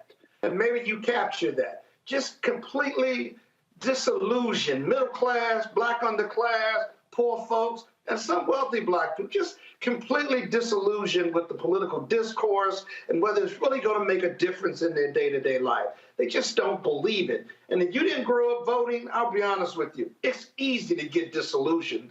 I hope your book, Roland, also covers how we fix this problem, because I got to tell you, in 2043, we're going to be the majority of Americans, at least people of color will be. And if we don't vote, it won't make a damn bit of difference whether we're a country of color or not, because voter suppression and black and brown disillusionment voters, you know, are going to keep us oppressed for an additional at least 20 years or more. Just my best thoughts on it. Oh, well, first of all, I'm trying to understand why you trying to get me to write a book when you can write it. All right, y'all. You're a better writer than me. Well, as alphas are typically better at most things in Kappas. All right, y'all. Carly Russell. You cannot give him a compliment. He won't take it. Well, I'm working on a book, so if I'm working on a book as busy as I am, you could work on a book too. You're absolutely right. Hey, Scott, listen, you know, I'm a pretty good writer and also alpha man. I write with you. Don't worry about it. All right, sounds good. As usually, Alpha got to carry a Kappa. All right, y'all. Carly Russell, y'all, found guilty. What I don't understand is, why the hell would she plead not guilty? Because your ass was guilty. And so she pled not guilty. The judge found her guilty, recommended 1 year in jail, $17,874 in restitution. He also recommended 2 fines of $831 each. There was no jury trial there as well. Scott, you're a lawyer. I'm sorry. Dude, can you explain why are her attorneys appealing? Well, what was her? It depends on what her defense was. She's free to plead not guilty. She was found guilty of faking her own abduction. And then making a false police report. Now, right, so she pled not guilty. The judge found her guilty. Now her attorneys are appealing. She's got a right to do that, and they put the government to their proof. I actually thought they were going to plead not guilty by reason of insanity, even if it's a misdemeanor case, and put on some type of mental illness piece that would have gotten her less than a year, even if she did get found guilty. And they didn't do any of that. So, you know, a lot of times clients will drive the defense. They always drive the defense, whether they can win or not. It's not the lawyer saying, okay, you need to plead guilty or not guilty. So here's what attorney said. The boss. Her legal team disagrees with jail time for a Class A misdemeanor, especially when it's her first offense. Quote, if you can find where someone was put in jail for that, bring the file to me and I'll look at it. Generally, they're not put in jail. Restitution, we don't disagree with that, but to lock her up and put her in jail, we disagree with. But look, here's the thing that I say all the time to people, all the time, Rebecca, when you choose to do something and you're now going into the legal system, you don't get to say Burger King, you can't have it your way. At the end of the day, judges can sentence you. They got wide discretion. She pissed a lot of people off with this abduction, and that's the deal here. And so, I mean, I get it. Yeah, you got a right to appeal. It's a little hard what you think. What's your appeal? I ain't do it? Well, no, you put the government to their proof. You don't have to, the defendant doesn't have to say anything. And so for whatever reason, you can try that bench trial. It only took a couple hours, and you put the government to their proof. What's the government going to prove beyond a reasonable doubt? Even though that's probably the weakest approach, that's what they did. I will say this, as a first offense, if this case wasn't a press case, she would have been found guilty, or she would have pled out, got a plea agreement, paid the fine, paid restitution, and kept it moving. Because it was a press case and embarrassed Alabama officials, now all eyes are on her, and she was found guilty Did she get sentenced yet? I don't know. They asked for a year, but she shouldn't go to jail for a first. Right. I mean, it was. She ought to get some mental health counseling. Rebecca, listen. It was. Look, it was very public. There were a lot of people who were saying they'll never search for a black woman. People went down there looking for her. All of a sudden, resources were pulled. So bottom line is, her fake abduction caused a lot of consternation for a lot of people in Alabama and elsewhere. Yeah, absolutely. Look, let's not blame this on mental health. I'm going to look directly in the camera. I don't know if Carly's watching, but I'm saying many other young ladies. If he don't want you, let him go. You don't have to get out here and embarrass yourself, embarrass your family, embarrass your community. You don't have to do any of those things. You could just let him go and then move on to the next one. Is that was it about? Hold on, was it about him? Wait.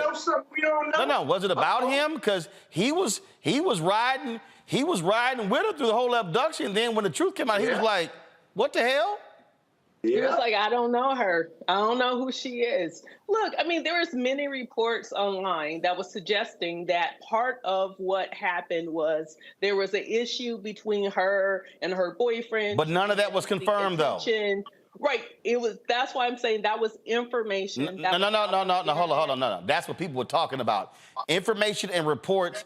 I always look at what's the source. And so I don't know what the source was on that. So a bunch of folk talking is one thing, credible information is another. Absolutely. And none of this was confirmed. But it's also why I don't want to lean in and say, oh, well, maybe this is a mental health issue. I agree. Because we don't know that either. I agree. Because here's the deal.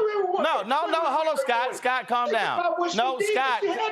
Scott, no, she didn't, Scott. No, she didn't. Larry, some folk. Scott, calm your ass down. It's crazy. Some folk do some dumb shit, Larry.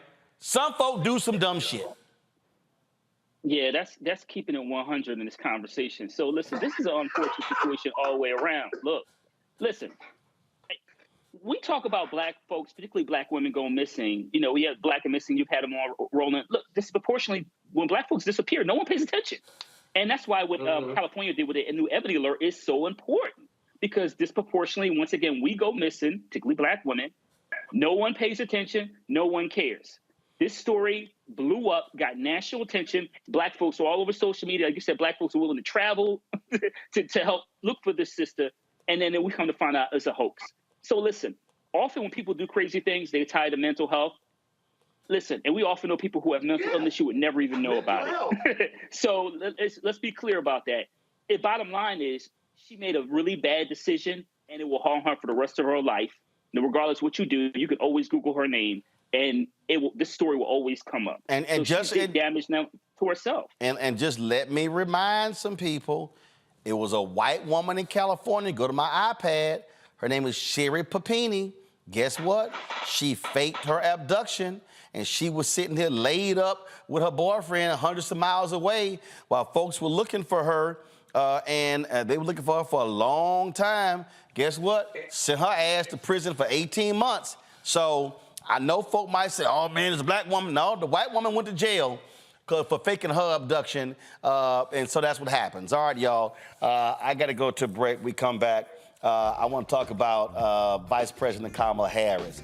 A consistent thing that they've been attacking her with for 3 years.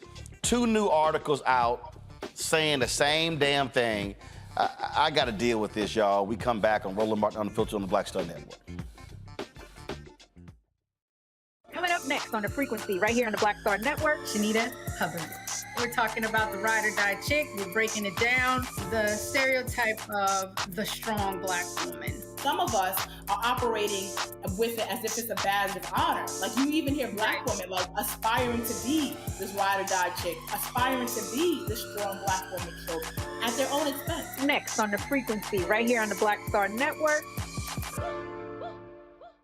On the next Get Wealthy with me, Deborah Owens, America's Wealth Coach, you're going to learn about the silver tsunami, which means that 1 million people are turning 65 every day and they're going to need some kind of care. You're going to meet 2 sisters whose situation with their own family led them to start a business in this industry, and now they're showing others. This is our passion, our mission, our purpose, our ministry. That's right here on Get Wealthy, only on Black Star Network. All change is not growth. Right. But thoughtful change is real good fertilizer. And that's what has been so beneficial to us. But you also were not afraid of the pivot. Well, and I'm a black woman in business. Come on, I don't care how I dress up. I don't care who I'm speaking with. I don't care what part of the world I am in. I still am a black woman in business. Being afraid of the pivot, being fearful of change is not what got me here. Respectful of change, respectful of pivot, yeah. Fearful, no, no.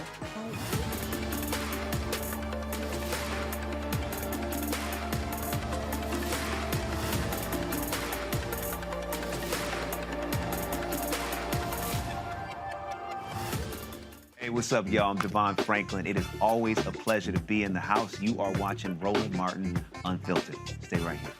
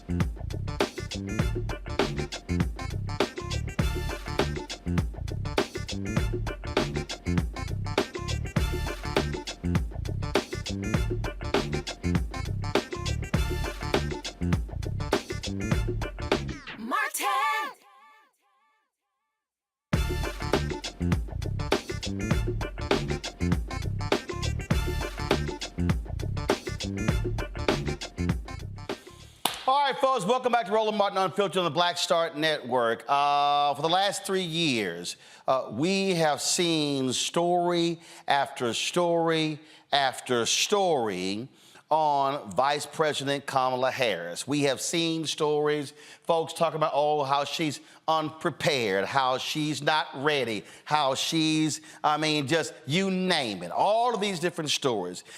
Staff overhaul, tension, and, oh, people leaving, and, oh, she's not up to the task, and what does she really believe in, and really what she's thinking. We can go down the ladder. So this week, 2 more stories were done. Go to my iPad. This is in the New York Times. This brother, the New York Times, the story is called In Search of Kamala Harris. After nearly 3 years, the vice president is still struggling to make the case for herself and feels she shouldn't have to. The author, as you see here, is Steve W. Herndon. He's a brother who with the New York Times, and so that's his story on her. And so then there's another story that was done on her. This time is this one here.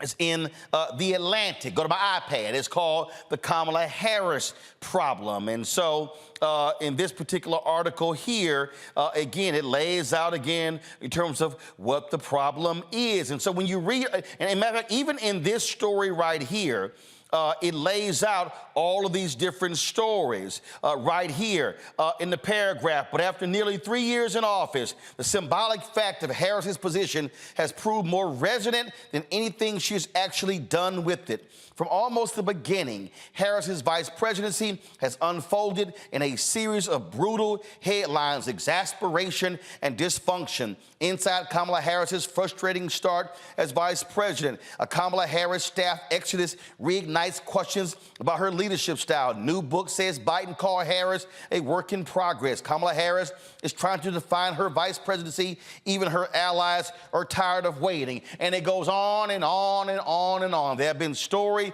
after story after story after story. Let me explain something to y'all. How many stories did y'all see on Mike Pence as vice president to Donald Trump? I'll wait. How many stories did y'all see about Joe Biden when he was Obama's vice president? I'll wait. How many stories did you see about Dick Cheney and George W. Bush? How many stories did you actually see Al Gore as the vice president to Bill Clinton, George H.W. Bush to the vice president of Ronald Reagan, Walter Mondale, the vice president to Jimmy Carter. We get Spiro T. Agnew, the vice president to Nixon. You saw more stories on him when he resigned and then later was found guilty of corruption. So bottom line, y'all, hell, when LBJ was vice president to Kennedy, it's not like you saw a bunch of stories there. So what am I trying to get to? Don't nobody give a damn about the vice president. Everybody knows the role of the vice president of the United States. What do they say? Is to attend funerals and to cut ribbons. The focus is on the president. I'll give you a perfect example. When Biden came out the other day to talk about what's happening with Israel, who was he standing with?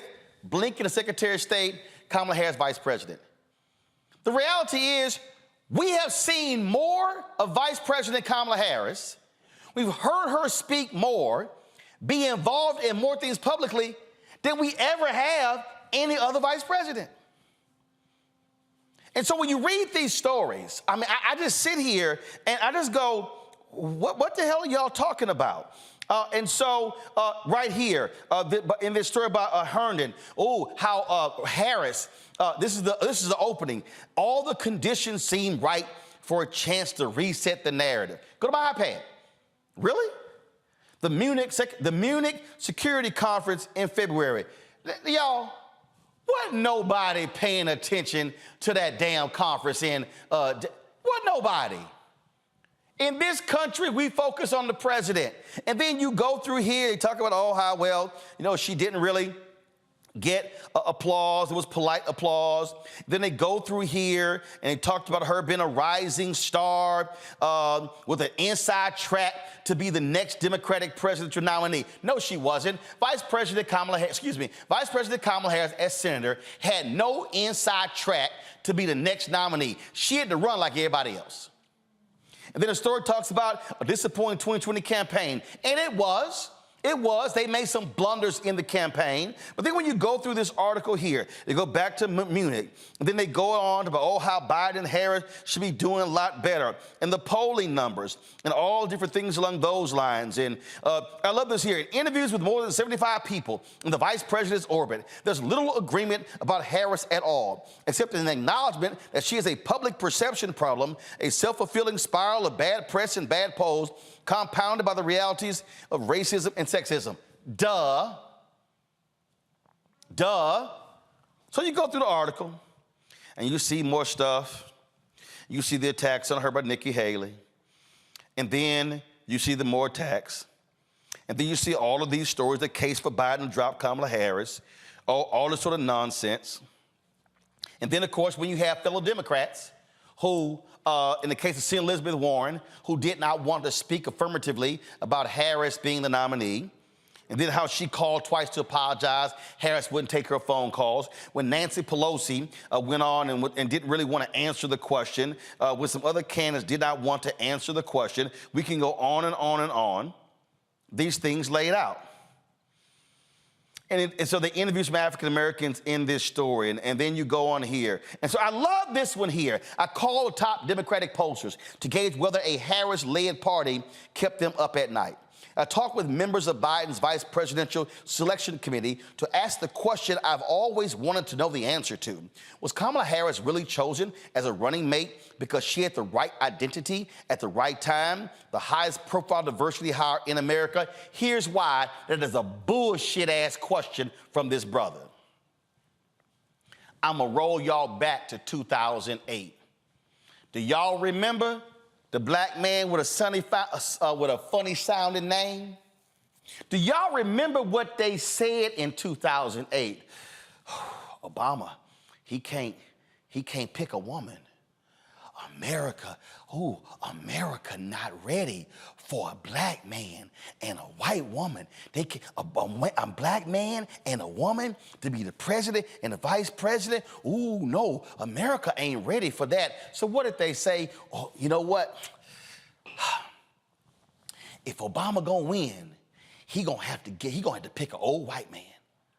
And he need an old white man to go talk to the white people in the Rust Belt states. So he need a white man to go talk to the people in Pennsylvania and Michigan and Wisconsin and Minnesota and Iowa and Illinois and Ohio. He gonna need a white man to go talk to the folk in the South. Am I the only person who remembers that? Am I the only person? Oh, Obama, he ain't got no experience on the national stage. So guess what? He gonna have to pick a white man with some significant foreign policy experience. Joe Biden sits on the Senate Foreign Relations Committee with Obama. You know what? That's a great pick. Ooh, we got an old white guy who's from Scranton, Pennsylvania, who's got foreign policy experience, and then the old white guy can make all the white folk comfortable with the black guy with the funny name being president. Now, y'all notice, don't nobody ever call Biden a diversity pick. I hope y'all understanding what I'm breaking down here. Nobody calls Biden a diversity pick, even though that's exactly what Biden was. Y'all notice that anytime it's somebody black or Latino, it's, ooh, are you a diversity pick? But didn't nobody ask the question about picking the white old man as the vice president about being a diversity pick. Let me continue. And so you see the article here. In nearly 3 years in office, Harris has stood dutifully by Biden's side. But in terms of her own political profile, she has remained a vacuum of negative space, a vessel for supporters and detractors to feel as they choose, not least because she refuses to do so herself. And then she's quoted in here. And then they talk about how she like, look, I ain't trying to define my stuff. And then when someone asked, what does Vice President Kamala Harris bring to the ticket? What is that clear answer? I asked. Her team made clear it would be my final question. Were you in this room of 2,000 people? She asked. I nodded. Did you see them cheering and standing? Yes, that's what I say. She stood up and walked out of the room. You further go into this story, and you hear them talking about when she ran for president and when she got attacked by Tulsi Gabbard for her criminal justice program and when she was the vice president and all of that. And let me be perfectly clear, that was her biggest mistake, and I told her and her people that when she was running. I literally said publicly and privately, y'all know I ain't got a problem saying stuff publicly. I said then Senator Kamala Harris needs to define her law enforcement career, because we were running in a period where people had a different view of somebody who had been in law enforcement. It took her campaign 6 months to release her criminal justice profile. She was being attacked early on because she was a prosecutor. That was one of the biggest mistakes that her campaign made. One of the other big mistakes that her campaign made was that when she became United States Senator, she did not lock down black people. Follow me what I'm saying. I said then, God rest his soul, to Tyrone Gale, who was one of her press people. I said, Tyrone, y'all running around doing all this white media. She should be locking down black media. I said, look, she gonna run for president in 2020. Guess what? I said, Cory Booker gonna be running for president as well. Cory Booker and Kamala Harris, both of them did not do what I said they should have been doing. They should have been on black radio every 3 months talking about what was going on. Obama wasn't doing a lot of interviews with black radio. I had to call them out for him to do his first interview 18 months after he had been elected. Sure did. Got the emails to prove it. So that was a mistake. She didn't do my TV One show until she was United States Senator for 9 months. I had to cuss out Tyrone when she was on some other MSNBC show. I said, damn that, bro, what you doing? Here's why I'm saying that. You got to shore up your black base. So although she was an African-American woman, although she was a United States Senator, a bunch of black folks had never heard of Kamala Harris. So had she actually done more black radio, done black media, she would have shored up her base, then would have had that base because they would have been hearing from her on a regular basis. I literally had Michael Steele, the chairman, the chair of the Republican National Committee, accepted more of my invitations to come on my Tom Joyner Morning Show segment than Kamala Harris and Cory Booker did combined. That was a mistake. But let me tell y'all here's the deal, though. When she drops out, I dare say between her dropping out and getting the nomination, and she did this show more combined more than she did my TV One show and this one when she was in the campaign. Why? Because she wanted to be the nominee. And you know who I credit for that? Sabrina Singh, who was one of her press people, because she understood. I was communicating with her a lot because she understood where she needed to be. So when you read all of these stories, you just need to understand what is going on here. All of these stories about what she's not doing and what she should be doing, and how she needs to be defining herself and how she needs to be more involved. In this story here, they have in this story here, they talk about how, it was Gwen Ifill who name-checked her on appearance on David Letterman, and they talk about how they call her the female Barack Obama. See, that's part of the problem right there. Kamala Harris was never the female Barack Obama. Different circumstances. In fact, when you read the article right here, the writer talks about what she did and what she didn't do, how she didn't have much of a legislative background, and how she did not have a history of passing a whole bunch of bills and things along those lines. And so when you're reading this article, he lays it in here. And of course, I had to start laughing when I was reading the article. I really did start laughing because they talked about how all the different things that Obama did when he was in the legislature. But y'all, let's be real. I was there. Obama wasn't doing those things. It was Senate President Emil Jones. Senate President Emil Jones told a lot of people, take your name off the bills, put Obama's name on the bills. That's why Rebecca Carruthers is laughing right now because she know I ain't lying. And so, because Obama went to Emil Jones and said, Emil, you can make the next United States Senator. Do y'all know why? Because Senate President Emil Jones in Illinois, he wasn't getting no respect. Do you know who was getting respect in Illinois? Mayor Daley, Governor Rob Blagojevich, as well as Mike Madigan, who was Speaker of the House. So Emil Jones, African-American Senate President, was getting no respect from the white folks in Illinois. So Obama saw the opening, went to him, appealed to his ego, and Emil was like, you right, we're going to make him the next United States Senator. That's why Obama got all those bills passed in a year and a half. It wasn't because he was some brilliant legislator. Because Emil Jones knew he needed a record to run on. Just so y'all understand what happens when you have context when writing these stories. So I'm sitting here reading these stories, and again, the same writer, this brother, he talks with a particular, he's asking her all of these different questions and wants her to be speaking on the record. He talks to a fundraiser saying how all these other people are reaching out to him and how they are raising money and how they are doing all of these different things, but Kamala Harris is not doing any of those things. Let me explain something to y'all. Anybody knows politics, Kamala Harris can't do that because she's the vice president. If Kamala Harris was sitting here assembling her own coterie of donors, folk would be saying, what you doing? Your job is to support Joe Biden. When y'all understand, when you're the vice president of the United States, do you know what your job is? Yes, Mr. President. Where do you want me to go? Yes, Mr. President. I'll do that. Yes, Mr. President. I'll give that speech. Do you know who did that? Joe Biden. when he was President Obama's vice president. He was number 2. Everybody knows you ain't running the show when you're the number 2. You have to defer to the leader. That's why you're there. So all of these stories demanding that Vice President Kamala Harris create her own team and she should be out there fundraising, she literally can't. And I'm gonna go ahead and say it.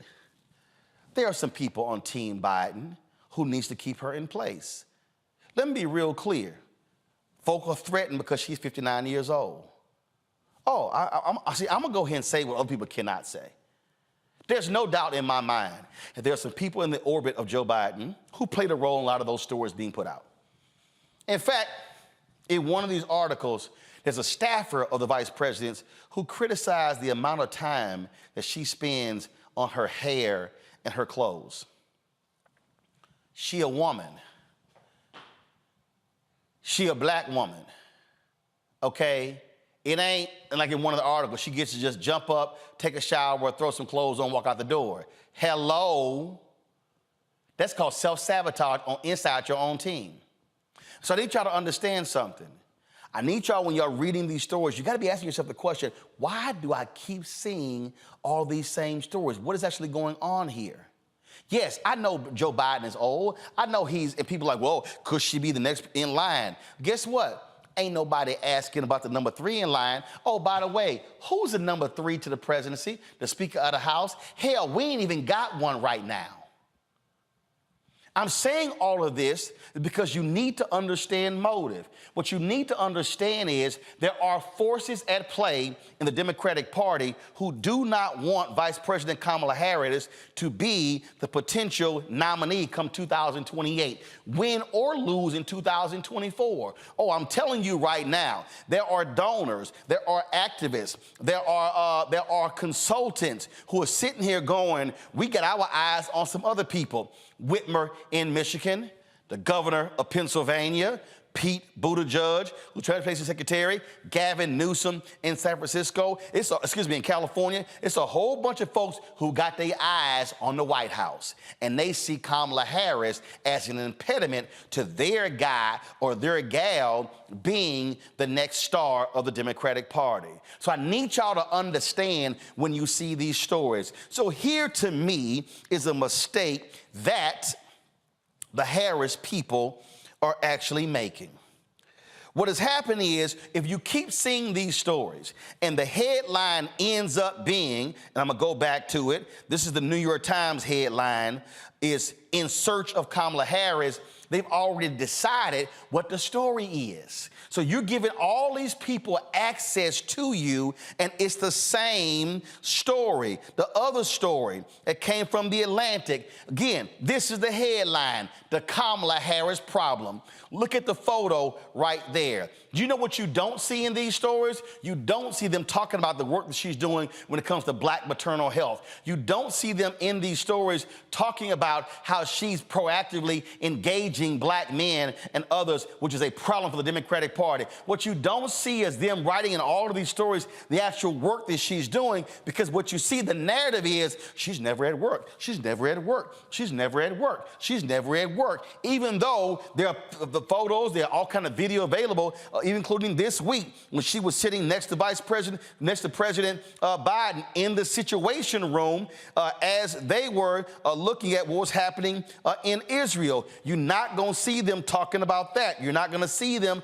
talking about those different things, because that doesn't help the narrative of the folks who are being set. See, this right here, that's what VPs do. They stand back and they support the president. So for you to understand, so what then happens? Every time one of these stories is written, all of a sudden, the public perception. If I go back to one of the stories, what is she going to do to change the public perception? Well, you're the one writing the story. So if your story is establishing that she is a problem, if your story is establishing that, oh, she can't figure out who she is, then guess what? It's a problem. Let me take y'all back to Obama and Joe Biden. Let me be real clear. When Obama was running for, when he was running for the United States, for the state Senate, Obama supported gay marriage.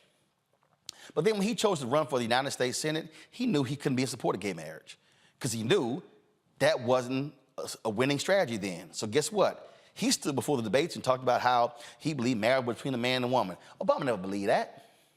He never did. But he knew he had to say it in order to run. On the same stage Hillary said it, she didn't believe it.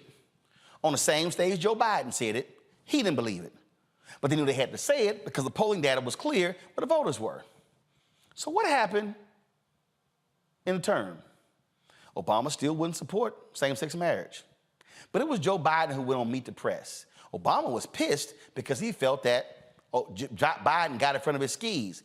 Biden actually was the one who spoke out publicly in favor of same-sex marriage, which then forced Obama to go do an interview with Robin Roberts and affirm his support of it. And guess what happened? The polling had already changed. So it was now safe to support same-sex marriage because it wasn't a political liability. These are facts. I remember going on CNN and they were like, Roland, Obama's evolved. I was like, no, he didn't. Obama evolved, devolved, and he evolved back. I'm just stating fact, y'all.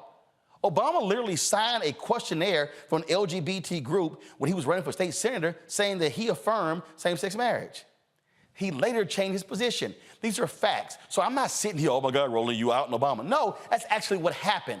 I'm just simply not living in la-la land and being delusional about what actually happened. So why am I saying all of that? If you read all of these articles and if you see how they are asking, well, what's Kamala Harris' position on this, position on that? She can't say it because she cannot be in opposition to the president. So when you're the vice president, you actually can't give your own opinion. You can't define yourself because when you're the vice president of the United States, you are defined by the president. You can be steadfast in disagreement with the president, but you got to support him. You know who knows that? Joe Biden. He was trying to give Obama advice when it came to the American Disabilities Act and also the issue of birth control. Remember the nuns and that sort of went on. Biden knew where the Catholic folks were going to stand because he's Catholic. Obama had a different position. He gave us advice, but once the president made his decision, he had to go with it. That's what Kamala Harris is. So the problem is all of these stories are trying to get Kamala Harris to say or do something that separates her from Biden, and she can't.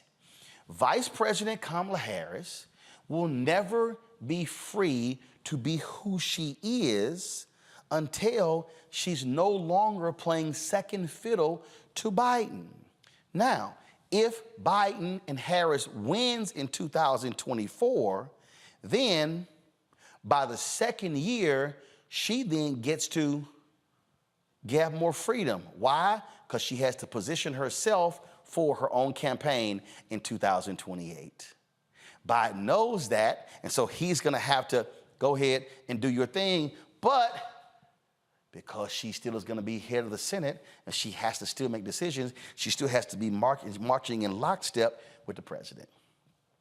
So when y'all see all of these stories attacking her, you need to understand there's a motive behind it, and here's the last point, which arguably I think is the most important point.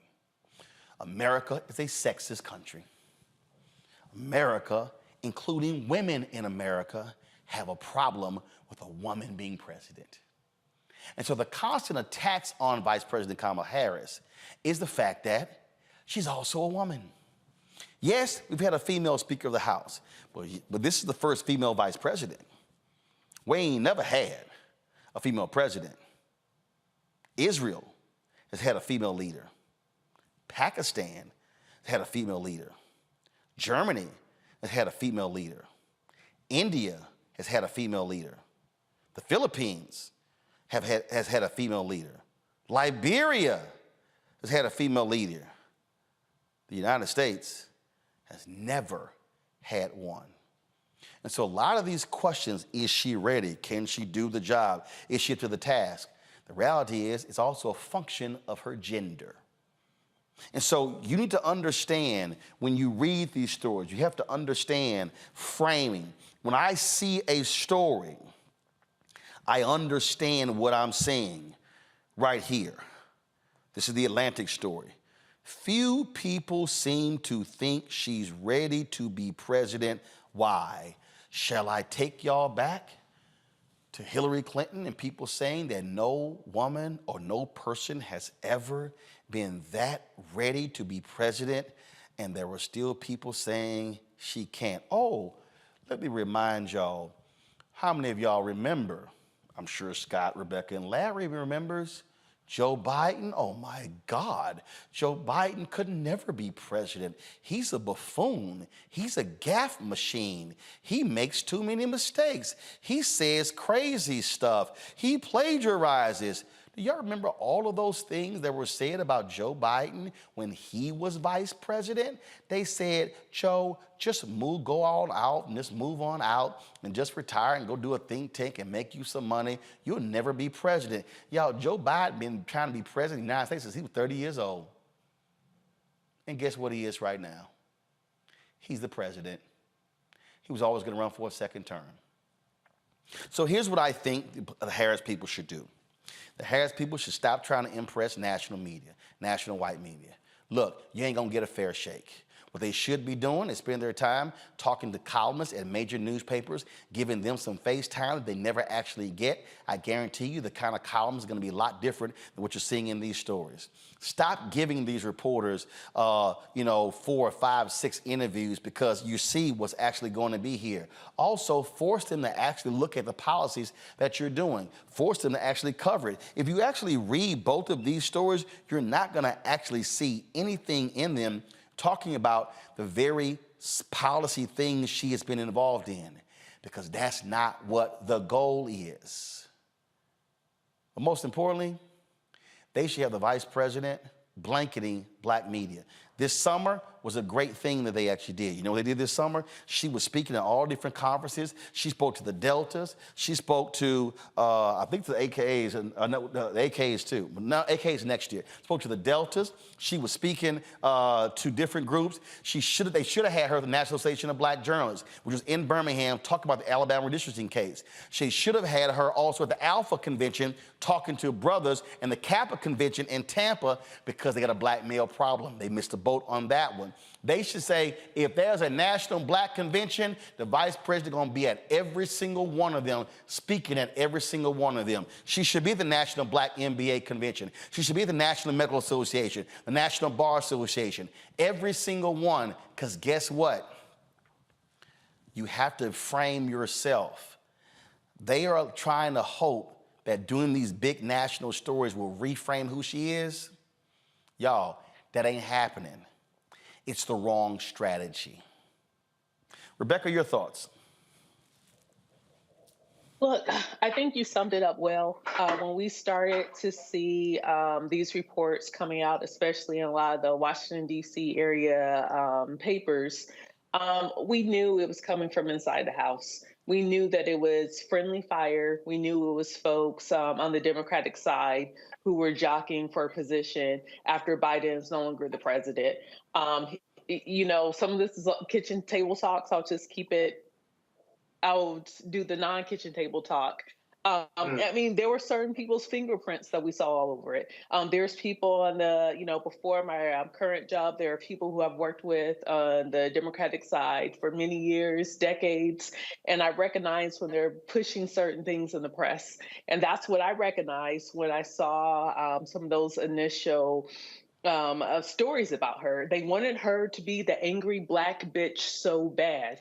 And that's not who Kamala is. That isn't who she is as vice president. And so because she isn't the angry black bitch, now they have to figure out other ways to disqualify her. And especially when we see this reoccurring cadence about Joe Biden's age, it's not about Joe Biden, but it is a soft whistle for people to understand, hey, if he's too old, if he's too frail, if he isn't mentally aware, that means that Kamala is the one who's really pushing all of the buttons over at the White House. That's what that ageism story with Biden is all about. It was never about him or his age, but it was more of, do we really want Kamala Harris as the next leader of the Democratic Party? Larry? So I think there are a couple of things that, based on the points that you made, is that what Vice President Harris is dealing with is this, generally society, they don't want Black women to be great. And you talk about the intersection of racism and sexism, which it is. Also, you look her resume is impeccable. Attorney General in the state of California, only the second Black woman ever elected to the U.S. Senate after Carol Moseley Braun, and the first woman and the first Black woman to ever be VP. Her credentials speak for themselves. But once again, in our society, as you highlighted, we talk about this, she's shattered the glass ceiling in many respects. And so she's the second most powerful person in the world. And there are a lot of people, and not just people outside of our community, some folks in our community, they can't handle that. This whole story about, particularly the last couple of days, about her hair and her clothes and things like that, this is frivolous. We're dealing with making sure we're maintaining our democracy and supporting Americans to make sure they have food on the table. And so if she wasn't properly prepared and came out, we already know how that story would go. So we have to focus on the issues that are important. Once again, she is more qualified than the majority of members in the House and Senate who have been there for years. Her credentials speak for herself. It is unfortunate, but once again, Roland, I agree with you in terms of she needs to go to Black media.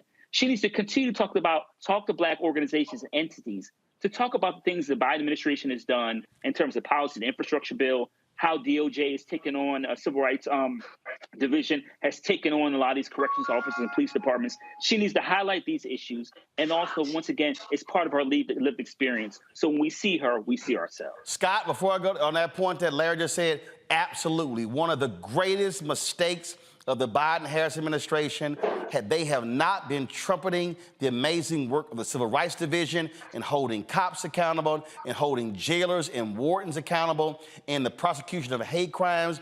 That's what they should be touting. But Scott, I'm gonna read this piece of this Atlantic story. To me, again, this is just the dumb bullshit that you see in these stories. In the first year of his presidency, Biden did little to present Harris as essential to the administration. Neither did the Democratic Party more broadly. Indeed, there was a sense that Harris might be a liability more than anything else. Less than 2 weeks into office, Harris appeared on a West Virginia news station to pitch the Biden administration's coronavirus stimulus package, which Joe Manchin, the state's conservative Democratic senator, was not yet sold on. In an interview on the same station the next day, Manchin said he was shocked that Harris had given him no notice of the appearance. I couldn't believe it. That's not the way of working together. Later that year, as my colleague Franklin Foer has reported, Biden invited Manchin to the Oval Office to discuss the stimulus package. Harris was there initially, but after pleasantries was sent on her way. Biden had once said that Harris would be the last voice in the room during important conversations, not this time. First, Scott, here's why this paragraph is completely bullshit. If anybody goes back to the first year, when you saw Biden speak, he often had her speak first, then he spoke. That was one. Two, she doesn't do that interview unless it was cleared with the White House Communications Office. Her communications staff ain't out there just freelancing on their own. Three, this was Joe Manchin being a pissant, as if you got to get my permission to do interviews in my state. That's bullshit. And so, four, when Manchin met with him, Biden served in the Senate all those years. She wasn't even there that long. And so Biden meeting with Manchin by himself is no shock because he has a relationship with her. So when you see the whole deal here, but after pleasantries, she was sent on her way, right there, that phrase, that line right there alone, cast it as, oh, she was discarded. Oh, she'll be the last person in the room. Everybody knows what the phrase, the last person in the room means. When I'm making decisions, I'm factoring your advice and counsel in. It doesn't mean she's going to be sitting in on every conversation of the president. That did not happen with Cheney and Bush, did not happen with Bush and Reagan, Gore and Clinton, Biden, Obama, Mondale Carter. So what all of these national media doing,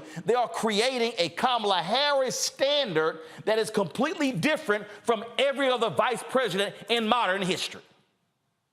Yeah, and Manchin, that was his white privilege. How dare this black woman come to my jurisdiction, whether she's vice president or not, without telling me? Really?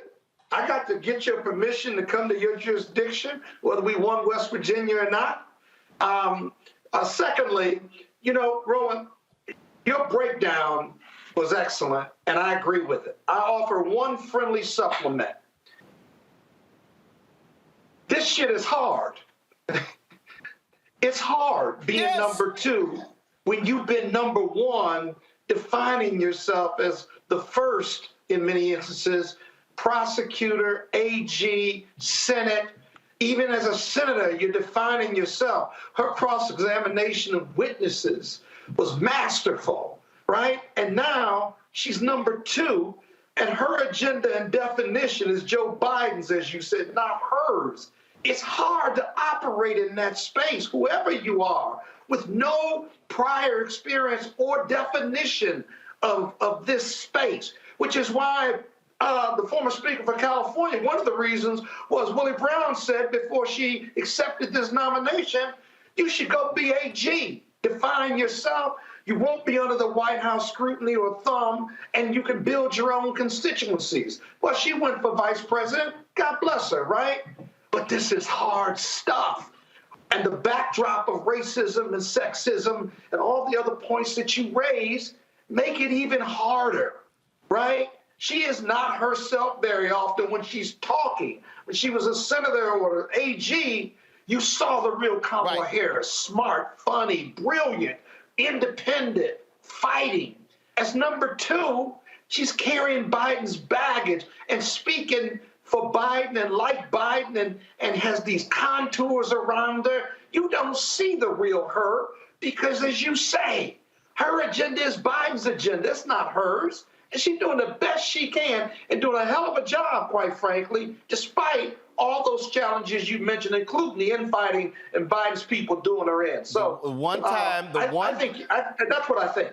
The one time you actually have heard Vice President Kamala Harris without the vetting of the White House, folks, if y'all find it, let me know. When she spoke extemporaneously at the Buffalo funeral, she wasn't supposed to speak. Reverend Al Sharpton said, she's not scheduled to speak, but I need the vice president to come here and make some remarks. If y'all listen to that speech, let me know if y'all find it. If you listen to that speech, you will hear Vice President Kamala Harris. It wasn't written. It wasn't vetted by the White House. It wasn't, they didn't check it.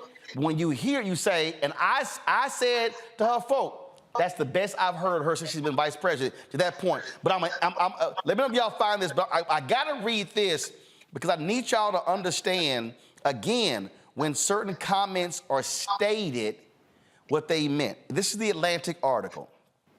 For now, Senate Democrats are not fighting for time with Harris when she's on the Hill.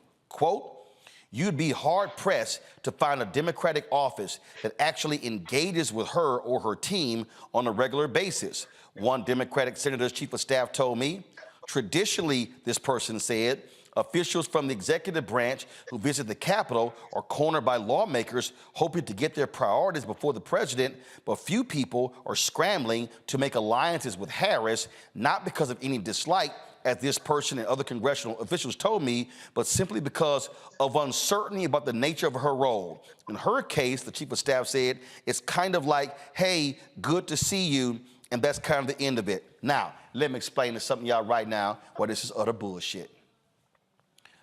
Senator Harry Reid, do y'all remember when they were negotiating a funding bill? Vice President Biden cut a deal with Mitch McConnell. Harry Reid said, keep that son of a bitch out of the room. They refused to talk to Biden because Reid felt that Biden gave too many concessions to McConnell. So this whole notion that, oh no, that's how it works, the reality is this here. There's a coterie of people who are around Biden, they say the power's with us. Hell, Jamie Harrison is the head of the DNC, and he can't move like he needs to move, and we've seen stories how he's been frustrated. Y'all notice a common theme here? Black DNC chair frustrated, What's up with the vice president? What's her role? The reality is the role of Vice President Kamala Harris is the role of every other vice president. That person is the number 2. Everybody on Capitol Hill knows the power is in the Oval Office at 1600 Pennsylvania. That's what everybody knows. So people need to understand what's going on here and how this thing is. We played these speeches. We've shown these different things. If you want to actually hear Vice President Kamala Harris in her own voice, not stilted, not unsure, not I need to sound like what the White House wants me to sound like. This is her in Buffalo when 10 black people were gunned down by a racist. Good afternoon, church. To the Whitfield family, the father of the Whitfield family, Mr. Whitfield.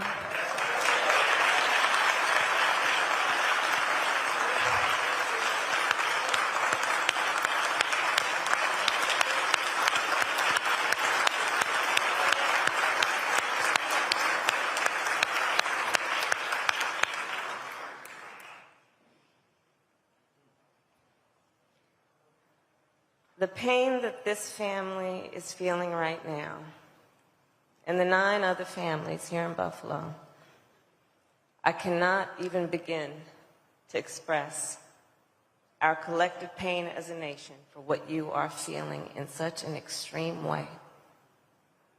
To not only lose someone that you love, but through an act of extreme violence and hate. And I do believe that our nation right now is experiencing an epidemic of hate. And as we know, and Scripture teaches us, when we talk about strength, the strength of personality, the strength of spirit, the strength of faith, I think we all know that a true measure of strength is not based on who you beat down, it's based on who you lift up. Who you lift up. And it means then also in that strength, understanding we will not allow small people to create fear in our communities, that we will not be afraid to stand up for what is right, to speak truth even when it may be difficult to hear and speak. There's a through line. What happened here in Buffalo, in Texas, in Atlanta, in Orlando? What happened at the synagogues? And so this is a moment that requires all good people, all God-loving people, to stand up and say, we will not stand for this. Enough is enough. We will come together based on what we all know we have in common, and we will not let those people who are motivated by hate separate us or make us feel fear. So I'm here to say that we are all in this together. No one should ever be made to fight alone. We are stronger than those who would try to hurt us think that we are. We are strong. We are strong in our faith. We are strong in our belief about what is right and our determination to act, to ensure that we protect all those who deserve to be protected, that we see all those who deserve to be seen, that we hear the voices of the people, and that we rise up in solidarity to speak out against this and to speak to our better angels. Thank you.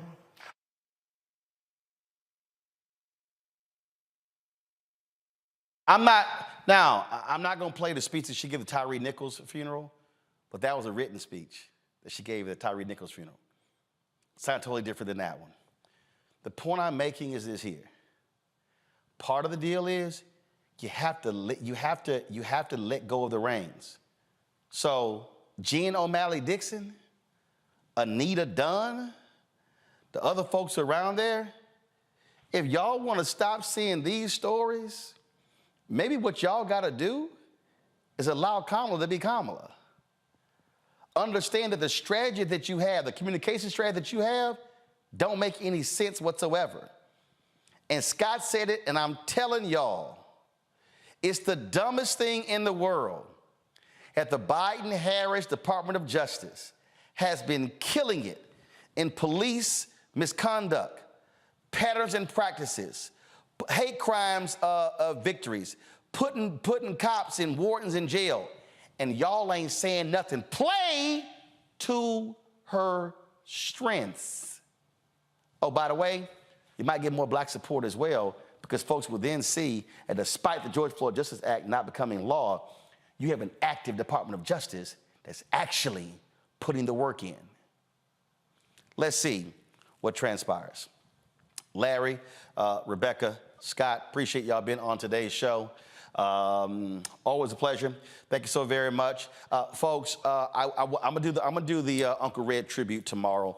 Because I added some other stories that took up more time in the first half of the show. And so we'll do that tomorrow. So we'll pay tribute to him. We got a great tribute, including one of the interviews that we did when we were down in Tulsa for the 100th anniversary of the race massacre in Tulsa as well. Thank you so very much, folks. Be sure to support us in what we do.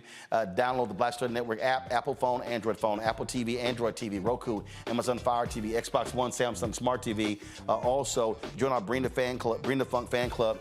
Send your check and money orders to P.O. Box 57196, Washington, D.C. 20037-0196. Cash App, $RM Unfiltered, PayPal, R Martin Unfiltered, Venmo is RM Unfiltered, Zelle, Roland@RolandSMartin.com, Roland@RolandMartinUnfiltered.com. And be sure to get a copy of my book, White Fear, How the Browning of America is Making White Folks Lose Their Minds. Available at bookstores nationwide.